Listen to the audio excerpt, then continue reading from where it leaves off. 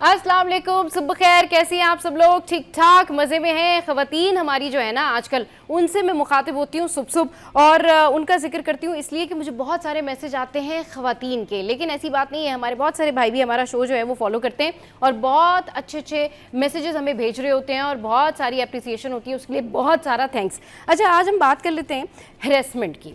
Harassment के हवाले से ना ख़वातीन बहुत सारी कंफ्यूज हो रही होती हैं, तो मैं आज उन तमाम ख़वातीन को मशवरा दूंगी जो ये समझती हैं कि हैरेसमेंट सिर्फ ये होती है कि कोई शख्स आपके ऊपर कोई बैड कमेंट कर दे या आपको मैसेज कर दे या अननेसेसरली आपसे बात करे। हैरेसमेंट ये भी होती है कि लोग मुख्तलिफ तरीक़ों से आपको मेंटली टॉर्चर करते हैं, ये भी हैरेसमेंट में आता है। किसी के ऊपर मजाक उड़ा देना, किसी को टॉन्ट मारना, किसी को मिल के इस तरीके से तंग करना, ये भी हैरेसमेंट में आती है। तो अगर आपको भी लगता है कि आपके वर्क प्लेस पे, आपके पड़ोसी या आपके ख़ानदान में अगर कोई ऐसा शख्स है जो कि बहुत दूर का शख्स है, जिससे आपकी उस तरह से बातचीत नहीं है कि आपके उससे जो है वो टॉकिंग टर्म्स नहीं है और आप एक साथ काम करते हैं या फिर आप एक जगह पर मौजूद होते हैं, वहाँ पर अगर आपको तंग किया जा रहा हो तो ये भी हैरेसमेंट के ही ज़ुमरे में आता है। तो आप ज़रूर इसकी कंप्लेन कर सकते हैं कि आपको कोई मेंटली तंग कर रहा है, आपको कोई बहुत ज़्यादा सता रहा है। क्योंकि हमारे यहाँ हैरेसमेंट की जो मीनिंग होती है ना,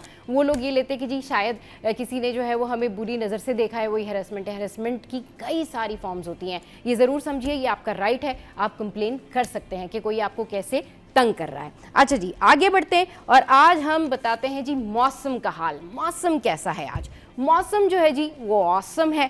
मुल्क के बेशतर हिस्सों में आज भी मौसम शदीद गर्म रहने का इम्कान है। महकमा मौसमियात का कहना है कि मुल्क के बेशतर इलाकों में आज भी मौसम शदीद गर्म और खुश्क रहेगा। गुज़िश्ता रोज़ मुल्क में सबसे ज़्यादा दर्जा हरारत सिब्बी में 49 डिग्री सेंटीग्रेड रिकॉर्ड किया गया। दादू जैकबाबाद में जो है 48, तुरबत मोहिंजोदाड़ो में 47, सक्कर नवाबशाह डेरा गाजी खान में 46, इसके अलावा मुल्तान और बहावलपुर में 45 सेंटीग्रेड रहा। महकमे मौसमियात के मुताबिक लाहौर में रहा जी 43, पेशावर 42 और इस्लामाबाद मुजफ्फराबाद में जो है वो 40 और कराची कोयटा में 37 और गिलगित में ज़्यादा से ज़्यादा दर्जा हरारत जो है वो 34 डिग्री सेंटीग्रेड रहा। अच्छा जी, अब एक और ख़बर जो है वो आपके साथ में शेयर करते हैं और ख़बर कुछ इस तरीके से है कि AI और गूगल ने पाकिस्तान में 10,000 से ज़्यादा नौकरियां दी हैं। जी हाँ, वफाकी वज़ीर बराए IT और टेलीकॉम शिज़ा फातिमा ने कहा है कि AI और गूगल ने पाकिस्तान में 10,000 से ज़्यादा नौकरियां दी हैं। एक तकरीब से खिताब करते हुए उन्होंने कहा कि वज़ीर आज़म ने AI के हवाले से 10 लाख लोगों की ट्रेनिंग का वादा भी किया था। अगले 3 सालों में 10 लाख नॉन टेक लोगों को AI सिखाएंगे। शिज़ा फातिमा ने कहा है कि गूगल की टीम का शुक्रिया अदा करती हूँ कि वो पाकिस्तान में अपना किरदार अदा कर रहे हैं। वफाकी वज़ीर IT ने कहा कि हुकूमत और वज़ारत IT ने 3,000 से ज़्यादा लोगों को ट्रेनिंग दी है। यूथ को AI टूल से आगाह करवाना हमारी जिम्मेदारी। अच्छा जी, ये जो खबर है बड़ी ज़बरदस्त खबर है और उन लोगों के लिए जो टेक्नोलॉजी का इस्तेमाल करते हैं। अच्छा जी, एक और ख़बर है जी स्टूडेंट्स के लिए। स्टूडेंट्स आपके लिए ये खबर है, गवर्नर सिंध का तलबा और तालबात के लिए मुफ्त AI समर कैंप का ऐलान। गवर्नर सिंध सैयद मोहम्मद निहाल हाशमी ने गवर्नर हाउस में प्रेस कॉन्फ्रेंस से खिताब करते हुए गर्मियों की तातीलात के दौरान तलबा के लिए मुफ्त AI समर कैंप के इनेकाद का ऐलान किया है और इस मौके पर वज़ीर मुमलिकत और वज़ीर आज़म के मामले खुसूसी फ़हद हारून, दानियाल नागौरी और दीगर शख्सियात भी वहाँ पर मौजूद थी। तो ये एक बड़ी ज़बरदस्त जो है वो एक्टिविटी होने जा रही है और समर कैंप के हवाले से तो हम आपको वैसे ही बताते रहते हैं। अच्छा जी, अब एक और रिसर्च है और ये रिसर्च है फालिज के मरीज़ों के लिए। आपको याद होगा इससे पहले भी 3-4 महीने पहले जब हमने शो किया था तो एक इंटरव्यू में मैंने फालिज के हवाले से की पॉइंटर्स बताए थे। अब उसी रिसर्च में ये अपडेट है कि फालिज के मरीज़ों के लिए नई तिब्बी तहकीक ने उम्मीद की नई किरण जो है वो जगा दी है, पैदा कर दी है। साइंसी जरीदे नेचर मेडिसिन में शाया होने वाली इस इलेक्ट्रिकल स्टिमुलेशन के हवाले से बात की जा रही है कि क्या होता है कि ये आपकी जो रीढ़ की हड्डी है को हल्की बरकी जो है हरकत देने या तहरीक देने से कमज़ोर हो जाने वाले बाजू और हाथों की हरकत जो है उससे दोबारा बेहतर की जा सकती है। अच्छा जी, ये अमेरिका की एक यूनिवर्सिटी है जहाँ पर मुहक्किकीन ने ख़ास टेक्निक के ज़रिए दिमाग और मुतासरा पट्टों के दरमियान राब्ता बहाल करने की कोशिश की, जिसके हैरानकुन नताइज सामने आए हैं। और तहकीक में ये बताया गया है कि तकरीबन 50 साल की औसत उम्र के मरीज़ों पर तजर्बात किए गए, जिनमें बाजू उठाने, कोहनी सीधी करने और गिरफ्त मजबूत करने की सलाहियत में नुमाया बेहतरी देखी गई है। तो ये जी रिसर्च है और ये लोग भी बेहतर हो सकते हैं अगर ये प्रॉपर तौर पर इन तमाम तर टेक्निक्स और नई रिसर्च को फॉलो करें। चलिए जी, शो में यहाँ वक्त तो एक ब्रेक का, ब्रेक के बाद वापस आते हैं, फिर करेंगे ढेर सारी बातें।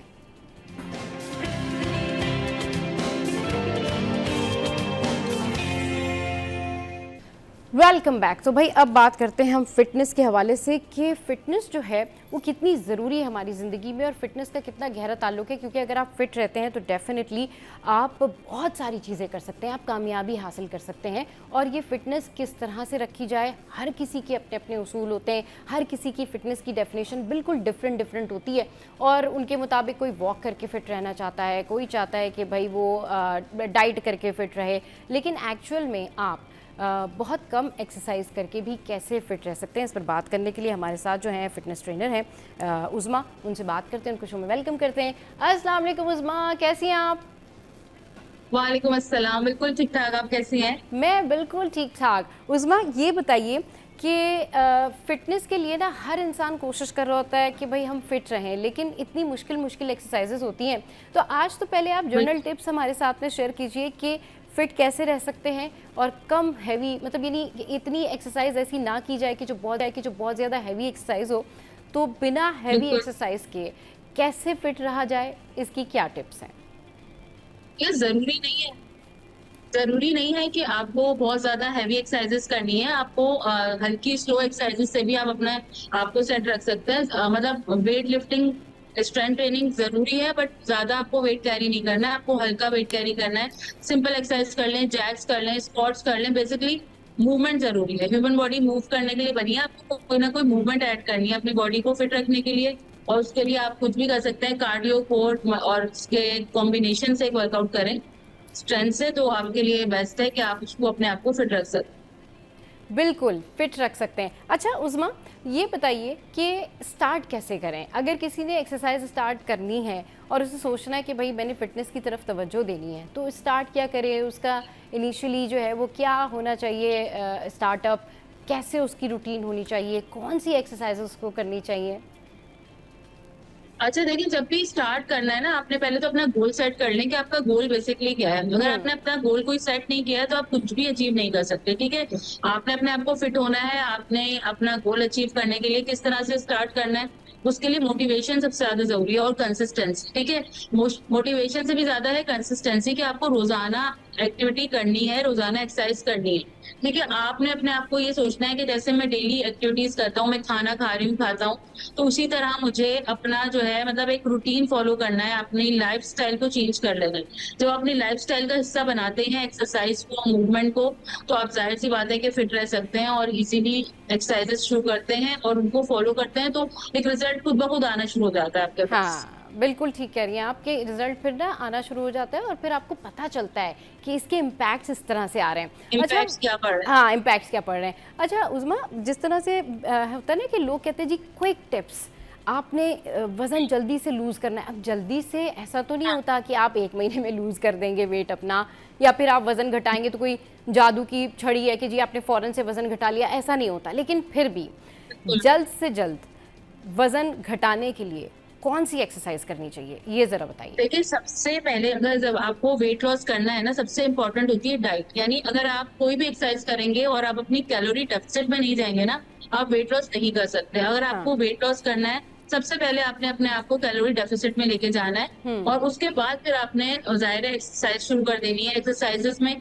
कार्डियो मूवमेंट्स हैं, मतलब कुछ ऐसी कंपाउंड मूवमेंट्स हैं जो आप ऐड कर सकते हैं जिससे पूरी बॉडी पे इम्पैक्ट आता है। जैसे बर्पीज है, फुल बॉडी एक्सरसाइज है, जिसमें पुशअप भी ऐड होते हैं, जंप्स भी ऐड होती हैं। तो आप इस तरह की एक्सरसाइजेस जो है, डेडलिफ्ट्स हैं, इस तरह की मूवमेंट्स कर सकते हैं, कंपाउंड मूवमेंट, जिससे आपका वेट पे ज्यादा जल्दी इफेक्ट आता है। लेकिन आपको सबसे पहले अपनी डाइट, न्यूट्रिशन सबसे इम्पोर्टेंट है, कंसिस्टेंसी, न्यूट्रिशन, और उसके बाद आ जाती है फिर आपकी एक्सरसाइज की, यस आपको क्या एक्सरसाइज करनी है।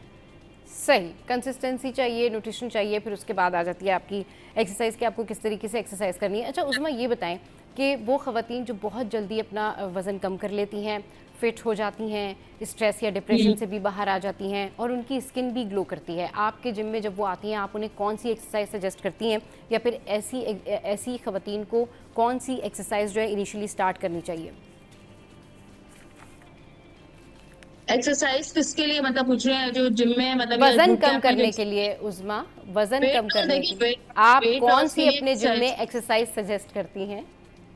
अच्छा, हम लोग तो देखें कंपाउंड मूवमेंट्स करवा रहे होते हैं, हाई इंटेंसिटी वर्कआउट्स होते हैं हमारे बुक हाँ। कैंप में, जिसमें सब कार्डियो भी है, कोर एक्टिविटी भी है, कंपाउंड मूवमेंट्स भी है। ठीक हाँ। है, आपने जंपिंग जैक्स करने हैं, आपने स्क्वाट्स करने हैं, आपने लंजेस करने हैं, आपने क्रंचेस करने हैं कोर के लिए, ये सारी एक्सरसाइजेस आपको करवाई जा रही होती हैं और ये सारे मूवमेंट्स आपको करवाए जा रहे होते हैं। और हर बॉडी अलग है, देखिए हर एक का बीएमआई अलग होता है, हर बॉडी टाइप अलग होती है। बहुत सारे लोग बहुत सारी प्रॉब्लम्स होती हैं, वो कुछ एक्सरसाइज नहीं कर सकते, तो उनको उसी हिसाब से लेके चलना पड़ता है कि इनको कौन सी एक्सरसाइज करवानी है, किसकी बॉडी में कौन सी प्रॉब्लम है, किसको कौन सी एक्सरसाइज नहीं करवानी है। तो ये डिपेंड करता है बॉडी टू बॉडी कि आपको किस तरह से कौन से वर्कआउट्स करवाने हैं। सही, अच्छा ये डिपेंड करता है। उसमें ये बताइए हम्म। कि हमारी जो ख़वातीन है वो हमारा शो ना बड़े शौक से देखती हैं और हमें बहुत सारे मैसेजेस करती हैं और उनकी कई सारे यस। ऐसे सवालात होते हैं जो कि ज़रूर मैं चाहती हूँ कि मैं पूछूं। तो यूजुअली सही। हर खातून के जहन में ये बात आती है कि ठीक है जी, आज से हमने जिम स्टार्ट किया है, एक्सरसाइज स्टार्ट की है। तो हम्म। रूटीन से हट के हम बात करते हैं कि एक खातून जो कि घर से निकल रही हैं एक्सरसाइज करने के लिए, जिम जाने के लिए, उससे पहले उनको किन बातों का ख्याल रखना चाहिए, क्या खाना चाहिए और एक्सरसाइज के बाद जाकर क्या करना चाहिए। उनकी रूटीन एक्सरसाइज करने से 2 घंटे पहले कैसी होनी चाहिए, 2 घंटे बाद कैसी होनी चाहिए, जी ये हमारे साथ में शेयर कीजिए। ये देखिए, आपने एक्सरसाइज शुरू करनी है, कोई ऐसा नहीं है कि आपको 1 घंटे 2 घंटे पहले कुछ करना है। सबसे पहले आपको प्री वर्कआउट लेना होता है। ठीक आप है। कोई भी एक्सरसाइज करने जा रहे हैं, आपको अपनी मतलब डाइट का ख्याल रखना है, अपने प्री वर्कआउट ले लें। उसमें आप डेट्स भी ले सकते हैं, बनाना भी ले सकते हैं, कुछ इस तरह की चीजें आप ऐड कर सकते हैं। ब्लैक कॉफी भी कहा जाता है कि ब्लैक कॉफी बहुत अच्छी है, आप उसको ले सकते हैं। एक्सरसाइज करने तो से ये पहले आप ब्लैक कॉफ़ी।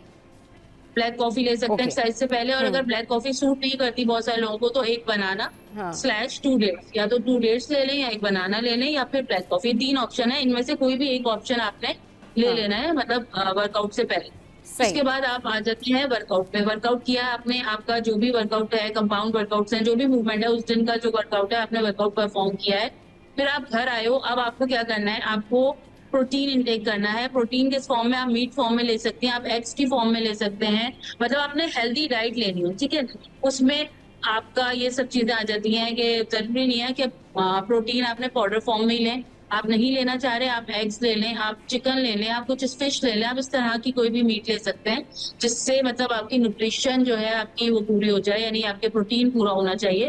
उसके बाद आपने वाटर इनटेक पूरे दिन बहुत ज्यादा रखना है, ठीक है। अच्छा, डाइट का ये है कि आपने फौरन हाफ एन आवर तो 45 मिनट्स तक कुछ नहीं खाना है, घर आके फौरी मील नहीं लेना है, आपने 45 मिनट्स के बाद मील लेना है। और पानी का इंटेक बहुत ज्यादा कहा जाता है कि आपको, मतलब आजकल तो वैसे भी समर्स है, स्वेटिंग इतनी हो रही है, तो पानी का इंटेक बहुत ज्यादा रखना है। अगर आपने मतलब वर्कआउट किया है और आपको बहुत स्वेटिंग हो गई है, हो सकता है कि आपके मिनरल्स डाउन हो जाए, तो उसके लिए आपको ये रखना है कि वाटर इंटेक रखें। कुछ लोगों को नहीं होता है, तो आप ओआरएस ऐड कर सकते हैं अपनी डाइट में कि आपको मिनरल्स पूरे हो जाए आपके। तो ये सारी चीजों का एहतियात बहुत ज्यादा जरूरी है। और देखिए, जब भी आप एक्सरसाइज कर रहे हैं, वर्कआउट कर रहे हैं, घर आ रहे हैं, उसके बाद आपने जो डाइट लेनी है ना, वो बहुत अच्छी रखें, ताकि आपको इम्पैक्ट आए उस चीज का, उस एक्सरसाइज का, और आपने फिर इसी तरह से अपने डे को पूरा कर लेना है। कोई मतलब इसमें वो नहीं है हार्ड एंड फास्ट रूल के 1 घंटे पहले आपने कुछ नहीं करना है, 1 घंटे बाद आपने कोई ऐसी एक्टिविटी नहीं करनी है। वो इट्स ओके, आप कोई भी काम कर सकते हैं, बट आपको 1 घंटा अपने लिए निकालना है। उस 1 घंटे में आपने अपना वर्कआउट करना है और अपने न्यूट्रिशन को पूरा करना है, बिफोर एंड आफ्टर। ठीक है। अच्छा उस्मा, ये बताइए कि आजकल टीन्स में, यानी कि जो टीन एज बच्चियाँ हैं, लड़के हैं, उन लोगों में भी बड़ा ये क्रेज़ है कि जी एक्सरसाइज करें। तो जो स्टूडेंट्स हैं, मैट्रिक की स्टूडेंट्स हैं, इंटर की स्टूडेंट्स हैं, ख़ास तौर पर बच्चियाँ जो हैं, लड़कियाँ जो हैं, वो कौन सी एक्सरसाइज जो है वो चूज़ कर सकती हैं जिम जाके? हल्की फुल्की कौन सी वो एक्सरसाइज है जो आप उनको सजेस्ट करती हैं? देखिए, सबसे पहले तो जो न्यू अगर कोई भी जा रहा है, तो हम ये रिकमेंड करते हैं कि अगर आपको नई एक्सरसाइज आती हैं, तो आपको मस्ट ट्रेनर अपना हायर कर लेना चाहिए, तो आपको बताए, एक्सरसाइजेस बताए। और अगर आप घर पे करना चाह रहे हैं कि चले आपको जिम नहीं जाना है, आपको घर पे करना है, हाँ। तो कुछ मूवमेंट ऐसी हैं जो आप आराम से कर सकते हैं, लाइक जंपिंग जैक्स है, इसकी वीडियोस आपको यूट्यूब पे आराम से मिल सकती हैं। स्क्वाट्स हैं, लंजेस हैं, ठीक है। हाँ। ये आपने कार्डियो मूवमेंट्स है, हाई नीज है, नीज अप करने हैं आपने, जंप जैक्स कर लेना है, इस तरह की एक्सरसाइजेस जो है। जैक्स की भी कई वेरिएशंस होती हैं, जैक्स की भी कई आपने सारी वेरिएशंस होती कार्डियो हैं, में यस। ऐड कर लिया जी। हाँ उसमें सही। उसके बाद आपने स्क्वाट्स की भी बहुत सारी हाँ, वेरिएशन है, यानी उसमें भी बड़ा सुमो ख्याल स्क्वाट्स रखना है, पड़ता है कि मैरी उसमें बहुत सारी ऐसी एक्सरसाइजेज होती हैं जो कि हार्मफुल हो जाती हैं लड़कों के लिए, लड़कियों के लिए इस टाइम पर ना, तो वो भी बड़ा ध्यान से जो है वो करनी पड़ती हैं। लेकिन ऐसी एक्सरसाइज जो घर बैठे भी कर सकें और अगर जिम आए, किसी भी जिम जाएं तो वहाँ कर सकें, वो ज़रा स्पेसिफिकली बता दीजिए। ठीक है, कोई भी स्किपिंग है, नॉर्मल है, रस्सी कूदना जिसे हम स्किपिंग कहते है, हैं उर्दू में, यस। स्किपिंग आपने हाँ। करनी है। आपने अपने हाथों को इस तरह मूव करना है जैसे आपके हाथ में होप है और आपने खड़े होकर स्किपिंग करनी है, इसके कोई साइड इफेक्ट नहीं है। बस इसको आपने क्या करना है, स्किपिंग करते हुए आपने क्या करना है कि आपको हील पे लैंड नहीं करना है, आपको अपने टो पे लैंड करना है, ठीक है। इसी तरह ओके। से आपको जो है स्किपिंग के साथ पावर जॉब कर सकते हैं, हैंड्स बैक एंड फोर्थ कर सकते हैं, आप ड्रिल्स कर सकते हैं, फॉरवर्ड बैकवर्ड ड्रिल कर लें, आप 20-20 के 3 सेट्स कर लें, साइड शफल्स कर लें, साइड टू साइड मूव कर लें बॉडी को। आपने एक मतलब डिस्टेंस बना लें और उस पे आपने 20 टाइम्स रन करके आ जाए, तो इस तरह की मतलब आपका कार्डियो का जो वो है वो पूरा हो जाएगा, ठीक है। उसके बाद आप लोगों ने क्रंचेस करना है। क्रंचेस के लिए भी देखिए बहुत सारी चीजें होती हैं कि आपको झटका लेके नहीं उठना है, आपने अपना पोस्चर सही रखना है, आपने कान पे हाथ रख के उठना है, तो आपकी बैक पे झटका नहीं आना चाहिए। तो इन सारी चीजों को देखने के बाद आपने क्रंचेस या इस तरह की एक्सरसाइज करनी है। नहीं तो आप खड़े होकर नी टू एल्बो कर सकते हैं, कान पे हाथ रख के नी अप करें और क्रॉस में क्रंचेस कर लें। कान पे हाथ रख के आप अपर कोर एंगेज कर सकते हैं, लेग रेजेस कर सकते हैं। यस, और हाँ, बिल्कुल। जो मतलब ऑफिस गोइंग लोग होते हैं उनके लिए भी बहुत ज्यादा इंपॉर्टेंट होता है कि किस तरह से वो अपने आप को मेंटेन करें या अच्छा, रखें, तो ऑफिस उनके गोइंग लिए भी। जितने भी ऑफिस गोइंग लोग हैं, यानी ख़वातीन हैं या मर्द हजरात हैं, ये लोग हम्म कहते हैं कि जी ऑफिस में जाते हैं, इतना टाइम कंज्यूम होता है, थकन हो जाती है, एक्सरसाइज करने का टाइम नहीं मिलता। तो टाइम नहीं एक्सरसाइज मिलता। कोई ऐसी बता दें जो घर पर ही कर लें, चाहे वर्किंग अच्छा वुमेन्स हो ये या फिर जो ऑफिस जाते हैं, लड़के हों लड़कियां हों, वो घर बैठे एक्सरसाइज कर लें। अच्छा देखिए, सबसे पहले तो ऑफिस में इनके लिए जरूरी है, इसको नीट कहा जाता है, नॉन एक्सरसाइज एक्टिविटी थर्मोजेनेसिस, ठीक है। इसमें क्या होता है, आपको एक्टिविटी रखनी है, यानी आपको अपनी बॉडी को मूव रखना है। आपने घर जाके तो कर लेनी है, वॉक कर लें, एक्सरसाइज कर लें, डिफरेंट एक्सरसाइज, लेकिन आपने जब अपने ये जो आवर्स आपके ऑफिस में है, इसमें आपने अपने आप को, यानी आप स्टेयर्स को प्रेफर करें। हाँ, आप वॉक, आपकी कॉल आ रही है तो आप उसको वॉक करते हुए अपनी कॉल को अटेंड करें। तो इस तरह की मूवमेंट्स आपने ऐड करनी है। और बैठे बैठे देखिए बहुत सारी एक्सरसाइजेस आपको हो सकती है ऑफिस में भी। आप अच्छा, इसका 50/10 का रूल है, यानी मूवमेंट ब्रेक रूल कहते हैं इसको, कि अगर आपने 50 मिनट आपने अपने आप को स्टॉप करना है और 10 सेकंड अपने आप को देना है, यानी 10 मिनट आपने वॉक कर लें, अपनी डेस्क से दूसरी डेस्क पे चले जाएं, इस तरह से 10 मिनट्स जो है आपने कोई भी मूवमेंट कर लेनी है, ठीक है। तो उसमें ये होता है कि आप सेडेंटरी नहीं रहते, बैठे बैठे आपका जो पोस्चर खराब हो रहा होता है, आपकी हेल्थ खराब हो रही होती है, तो ये सारी चीजें नहीं हो। क्योंकि देखिए जिस तरह की जो ऑफिस जॉब्स कर रहे होते हैं जी उनका जी जी सबसे जी। ज्यादा इम्पोर्टेंट पोस्चर होता है। एक्सरसाइज से पहले उनको अपना पोस्चर सही रखना है कि उनको बैठना कैसे है, उनकी बैक स्ट्रेट होनी चाहिए। तो ये सारी चीजें बहुत इंपॉर्टेंट होती हैं कि उनको इस तरह पे लेकर चलना चाहिए कि अपने आप को सही रखें, पोस्चर सही रखें। और फिर एक्सरसाइज पे आ जाए। एक्सरसाइज बहुत सारी कर सकते हैं आप, बैठे बैठे अपने हाथों की मूवमेंट कर सकते हैं, अपने शोल्डर पे हाथ रख के शोल्डर स्ट्रेच कर लें, लेग रेजेस कर सकते हैं। आप सीट पे बैठे हुए आपने लेग रेस करे, आपके क्वाड्स भी इंगेज हो गए, आपका कोर भी इंगेज हो गया। तो ये इस तरह की मूवमेंट काफ रेस कर सकते हैं कि आप अपने टो पे रहते हुए काफ रेस कर लें। क्योंकि देखिए इस तरह आजकल जो सेडेंट्री लाइफस्टाइल हो गया है, उसकी वजह से जो क्रॉनिक डिजीज हो रही है वो बहुत ज्यादा हो रही है। और जो आपकी रिसेंट 2024 की स्टडी है उसके मुताबिक यही है, जितने सेडेंट्री लोग हैं, ऑफिस गोइंग है, जो आके बिल्कुल कुछ नहीं करते हैं, ज्यादा तो हार्ट प्रॉब्लम्स हो रहे हैं जो कि बहुत खतरनाक है। और इसके सही, लिए एक्टिविटी या मूवमेंट ये बहुत ज्यादा जरूरी है। घर आके कर लें, उससे पहले सही, का ऑफिस में बिल्कुल। थोड़ा सा कर लें हाँ, चलें जी, लेकिन अपने लिए टाइम निकालें। बहुत शुक्रिया। अपने। हाँ, अपने लिए टाइम थैंक निकालें। यू। बहुत शुक्रिया उज़्मा, आपके कीमती वक़्त का। और शो में यहाँ वक्त एक ब्रेक का, ब्रेक के बाद वापस आएँगे, फिर मिलवाएँगे आपको एक और ज़बरदस्त गेस्ट से।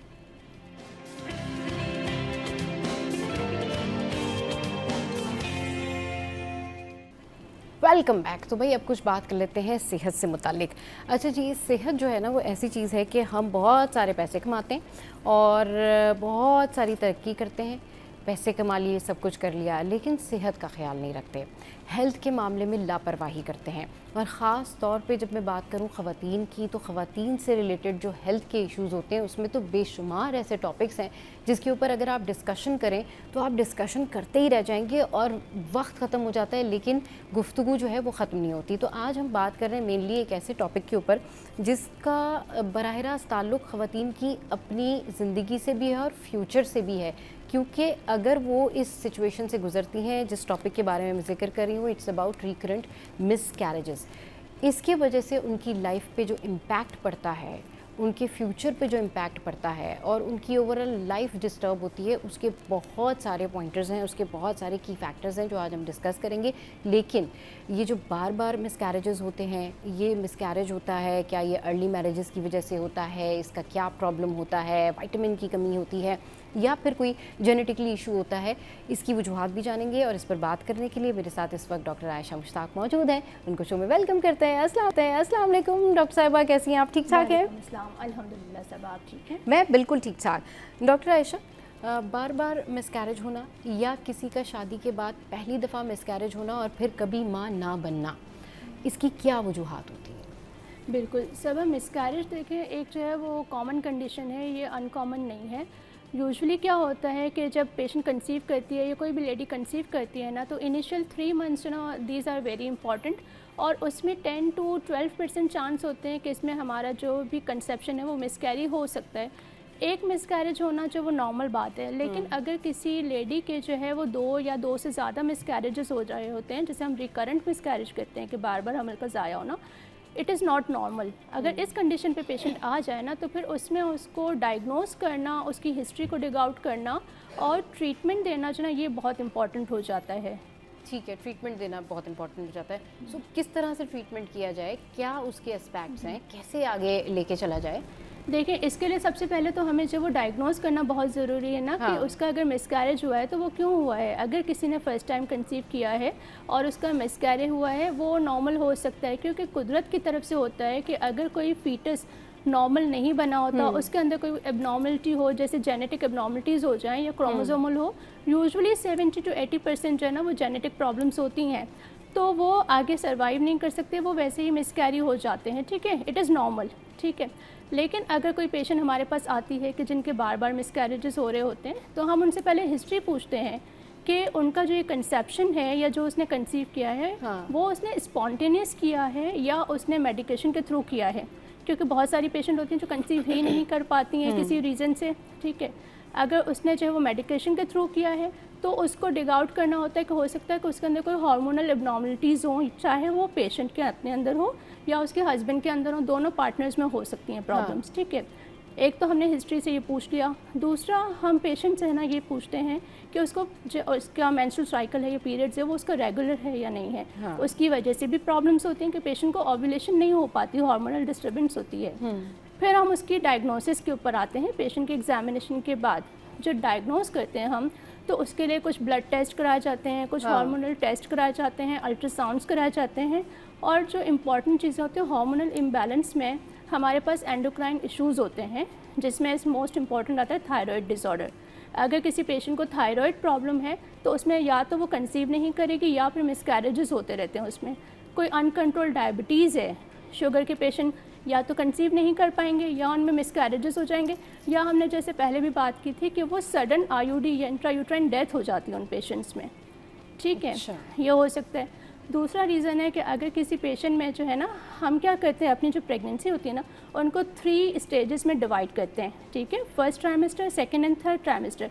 फर्स्ट ट्राइमेस्टर मीन्स कि initial 3 months, Yes. Middle 3 months Middle 3 and months. Last 3 months, Last 3 right. months, हाँ। जो इनिशियल 3 मंथ्स होते हैं उसकी कॉजेज़ डिफरेंट होती हैं, जो मिड 3 मंथ्स होते हैं उसकी और कॉजेज़ थर्ड डिफरेंट होती ट्राइमेस्टर हैं, के, हाँ, उसके डिफरेंट होंगे। ठीक different है, होते हैं, सही। अगर फर्स्ट ट्राइमेस्टर मिसकैरेजेस है ना, इनिशियल 3 मंथ्स में किसी को ज़्यादा मिसकैरेजेस होते हैं, तो हमें देखना पड़ेगा कि या तो उसमें जेनेटिक प्रॉब्लम हो सकती है। हाँ। ठीक है, या बच्चे के अंदर कोई क्रोमोसोमल एबनॉर्मलिटी है। अगर उसने वो फीटस अबॉर्ट किया है, हाँ। तो हम उनके जो टिश्यूज़ होते हैं ना, उसको हम लेबॉर्ट्री डायग्नोसिस के लिए या हिस्टोपैथोलॉजी के लिए भेजते हैं। ठीक है, अगर सेकेंड ट्राइमेस्टर में मिसकैरेज है, ठीक है, जो मिड के 3 मंथ्स है, उसमें ज़्यादातर ये होता है कि सर्वाइकल इनकॉम्पिटेंसी जिसे हम कहते हैं, कि जो बच्चेदानी का मुंह का हिस्सा होता है ना, उसमें इतनी ताकत नहीं होती है, उसकी लेंथ छोटी होती है, जो वो अर्ली डायलेट हो जाती है। अगर उसकी वजह से मिसकैरेज हुआ है, तो उसका ट्रीटमेंट हमारे पास मौजूद होता है, वो डिफरेंट ट्रीटमेंट होते हैं। और अगर किसी पेशेंट को कोई मेडिकल रीज़न से है, तो आप उसको ट्रीट कर लीजिए।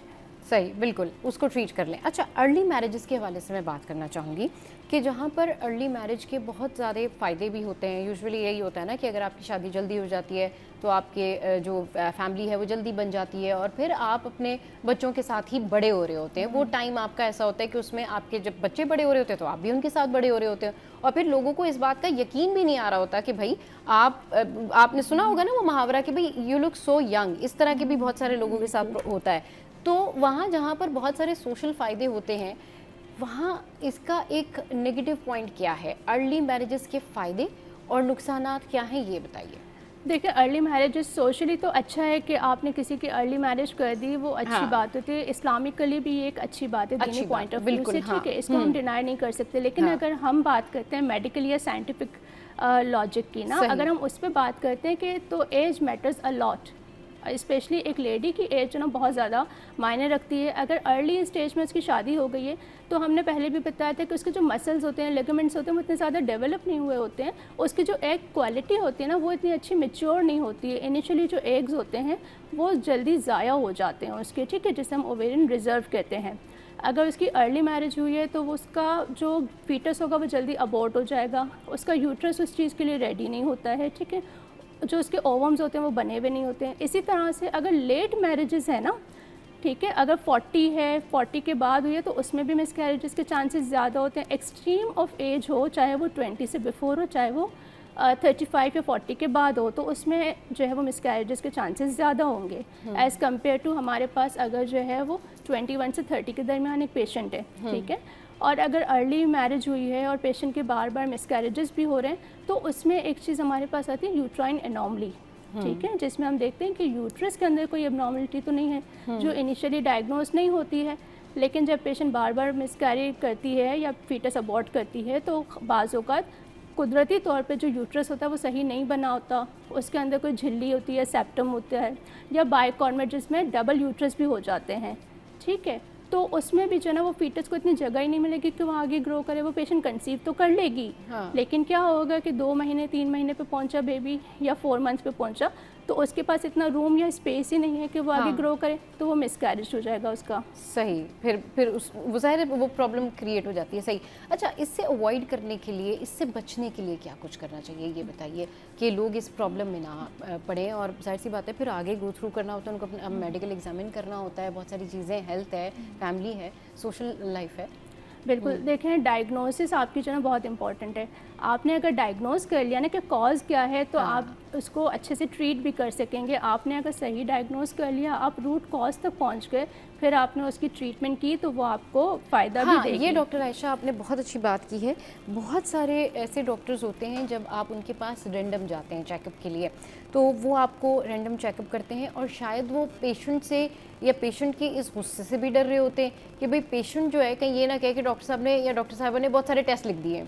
आजकल है ना, आजकल हम लोगों ने भी ये बहुत ज़्यादा जो है ना कहना शुरू कर दिया है कि डॉक्टर्स बहुत सारे टेस्ट लिख देते हैं, तो डॉक्टर्स भी थोड़ा सा इस तरह से अवेयर हो गए और वो इस वजह से कि पेशेंट गुस्सा ना करे या पेशेंट बहुत सारे रिजर्वेशन शो ना करे, तो वो जब पहला विजिट होता है तो उसमें वो जर्नल दवाइयाँ दे के जो है वो भेज देते हैं कि जी अगर इससे ठीक हो जाए तो फाइन इनफ, वरना फिर सेकंड जो उनका विजिट होता है उसके ऊपर वो उनको सजेस्ट करते हैं कि आप ये टेस्ट करा लें और ये टेस्ट करा लें। उसूली तौर से जब पहली दफ़ा ही कोई विज़िट को जा रहा है डॉक्टर के पास तो उसको उसकी अच्छी हिस्ट्री लेनी चाहिए। और जिस तरह से डॉक्टर आयशा और इस तरह के सीनियर्स डॉक्टर्स जब चेकअप करते हैं तो वो साथ साथ टेस्ट भी लिख के दे रहे होते हैं कि आप ये टेस्ट भी करा लीजिए। तो उससे बड़ा फ़र्क पड़ता है जब आप लैब्स की तरफ जाते हैं, जब आप टेस्ट कराते हैं तो आपको पता चलता है जी एक्चुअल प्रॉब्लम कहाँ है, फिर आपको पता चलता है जी दवाई कैसे स्टार्ट करनी है। और फिर यही नहीं, फिर बॉडी के और भी टेस्ट होते हैं और फिर ड्रग्स जो मेडिसिन आप खा रहे होते हैं उससे ये होता है कि अगर आप कौन सी मेडिसिन खा रहे हैं और कौन सी मेडिसिन किस चीज़ से कॉन्ट्राडिक्ट कर रही है, उस वजह से भी मिसकैरेजेस बहुत ज़्यादा होते हैं कि ख़वातीन कुछ मेडिसिन खा रही होती हैं और वो फिर बताती नहीं है और फिर उसके बाद जब वो डॉक्टर के पास आती हैं तो फिर वो कहती हैं जी हम तो ये भी खा रहे थे, तो इसका नुकसान हुआ। सबा देखें, ये आपने बहुत अच्छी बात की। और मैंने इनिशियली यही कहा था कि आपकी एक अच्छी हिस्ट्री जो है ना वो बहुत इंपॉर्टेंट है। अगर एक अच्छा डॉक्टर वही होता है कि जिसने पेशेंट की एक अच्छी हिस्ट्री ले ली उसको एग्जामिन कर लिया, क्योंकि आपका जो है ना वो 50% डायग्नोसिस तो हिस्ट्री और एग्जामिनेशन पर ही बन जाता है। आपने पेशेंट से पूछ लिया उसको कोई हार्मोनल डिसबैलेंस तो नहीं है, उसको थायराइड प्रॉब्लम, शुगर का प्रॉब्लम तो नहीं है, कोई खून जमने की बीमारी तो नहीं है जिसे हम एंटी फॉस्फोलिपिड एंटीबॉडीज सिंड्रोम के, तो उसमें बार बार मिसकैरेजेस होते हैं। हाँ। कोई दवाइयाँ ले रही है, कोई एंटीसाइकोटिक मेडिकेशंस ले रही है, पेशेंट एंटी डिप्रेसेंट्स ले रही है, ठीक है, उसके पीरियड्स अगर रेगुलर नहीं है, पॉलीसिस्टिक ओवरीज की है, जो भी कॉज है आप उसको डायग्नोज करके आप उसको जो है वो स्टेबलाइज करें, ठीक है। और अगर आपको लगता है कि पेशेंट की डायग्नोसिस जो है वो बन रही है आपकी डायबिटीज़ की या थायराइड की और वो अनकंट्रोल्ड है, आप उसको रेफ़र कीजिए उसके स्पेशलिस्ट के पास, ठीक है। अगर मेडिकल डिसऑर्डर है तो आप जो है वो डायबिटोलॉजिस्ट के पास भेज दीजिए, एंडोक्राइनोलॉजिस्ट के पास भेज दीजिए, और एक टीम वर्क होता है क्योंकि उस मिल के फिर उस पेशेंट को ट्रीट कर रहे हैं। अगर किसी के पास जो है वो ऐसे प्रॉब्लम्स हैं कि जैसे उसके यूट्रस में एनोमली है तो उसकी सर्जरीज भी पॉसिबल हैं, ठीक है। उन सारी चीज़ों से आप ट्रीट कर सकते हैं। जो मेडिकेशन है आपको प्रॉब्लम कर रही हैं आप उसको अवॉइड कीजिए। और जिनके रिकरेंट मिसकैरेजेस हो रहे हैं ना, तो उन्हें चाहिए कि वो अर्ली अपने किसी अच्छे गायनेकोलॉजिस्ट से ज़रूर कंसल्ट करें ताकि उसके इन्वेस्टिगेशंस हो जाएं और ट्रीटमेंट उसको जो बर वक्त दिया जा सके। बर वक्त दिया जा सके। चलिए जी, ब्रेक लेते हैं, एक ब्रेक के बाद फिर वापस आते हैं और फिर डिस्कशन जो है वो कंटिन्यू करेंगे हमारे साथ।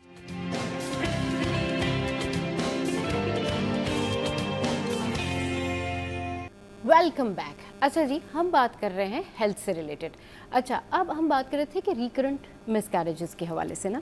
अच्छा, जो रिकरेंट मिसकैरेजेस होते हैं उसमें ज़्यादातर अभी आपने जो फैक्टर्स बताए उसमें हिस्ट्री डॉक्टर को प्रॉपर लेनी चाहिए, ये पूछना चाहिए कि वो किसी चीज़ की पेशेंट तो नहीं है, पहले से उनके साथ कोई ऐसे इश्यूज़ तो नहीं है। अच्छा, सेकेंडली ये कि उनके डॉक्टर, उनको सिलेक्शन भी डॉक्टर की अच्छी करनी चाहिए। अब हिस्ट्री भी अच्छी हो गई है, ओके फाइन। अब क्या हो गया है कि जब हिस्ट्री अच्छी हो गई तो आपने अच्छा डॉक्टर सिलेक्ट कर लिया, डायग्नोस ठीक हो गया, फिर होता है ट्रीटमेंट। ज़्यादातर कॉमन कॉम्प्लिकेशंस क्या होती हैं? बिल्कुल, जो मोस्ट कॉमन कॉम्प्लिकेशंस होती हैं ना हमारे पास, वो होते हैं हार्मोनल या एंडोक्राइन डिसऑर्डर के साथ पेशेंट्स आती हैं। थायराइड एब्नॉर्मलिटीज़ होती हैं उनमें, डायबिटिक पेशेंट्स होती हैं जिनमें रिकरेंट मिसकैरेजेस होते हैं, या पॉलीसिस्टिक ओवरी के साथ पेशेंट्स होती हैं। वो या तो कंसीव नहीं कर पाती हैं, बहुत मुश्किल से कंसीव करते हैं, अगर कर लें तो या तो मिसकैरेजेस हो जाते हैं उनके, ठीक है। तो ये कॉमन प्रॉब्लम्स तो ये हैं, ठीक है। या फिर जो मैंने बात की थी सर्वाइकल इनकॉम्पिटेंस के, बच्चेदानी के जो मुंह का हिस्सा होता है वो बहुत छोटा होता है, शॉर्ट होता है, वो जल्दी डायलेट हो जाता है, जिससे बच्चा जो वो स्पॉन्टेनियसली मिसकैरी हो जाता है। सही, ठीक है। और अगर फर्स्ट ट्राइमेस्टर हो रहा है तो उसमें ऑब्वियसली जेनेटिक कॉजेज़ होते हैं, क्रोमोसोमल एब्नॉर्मलिटीज़।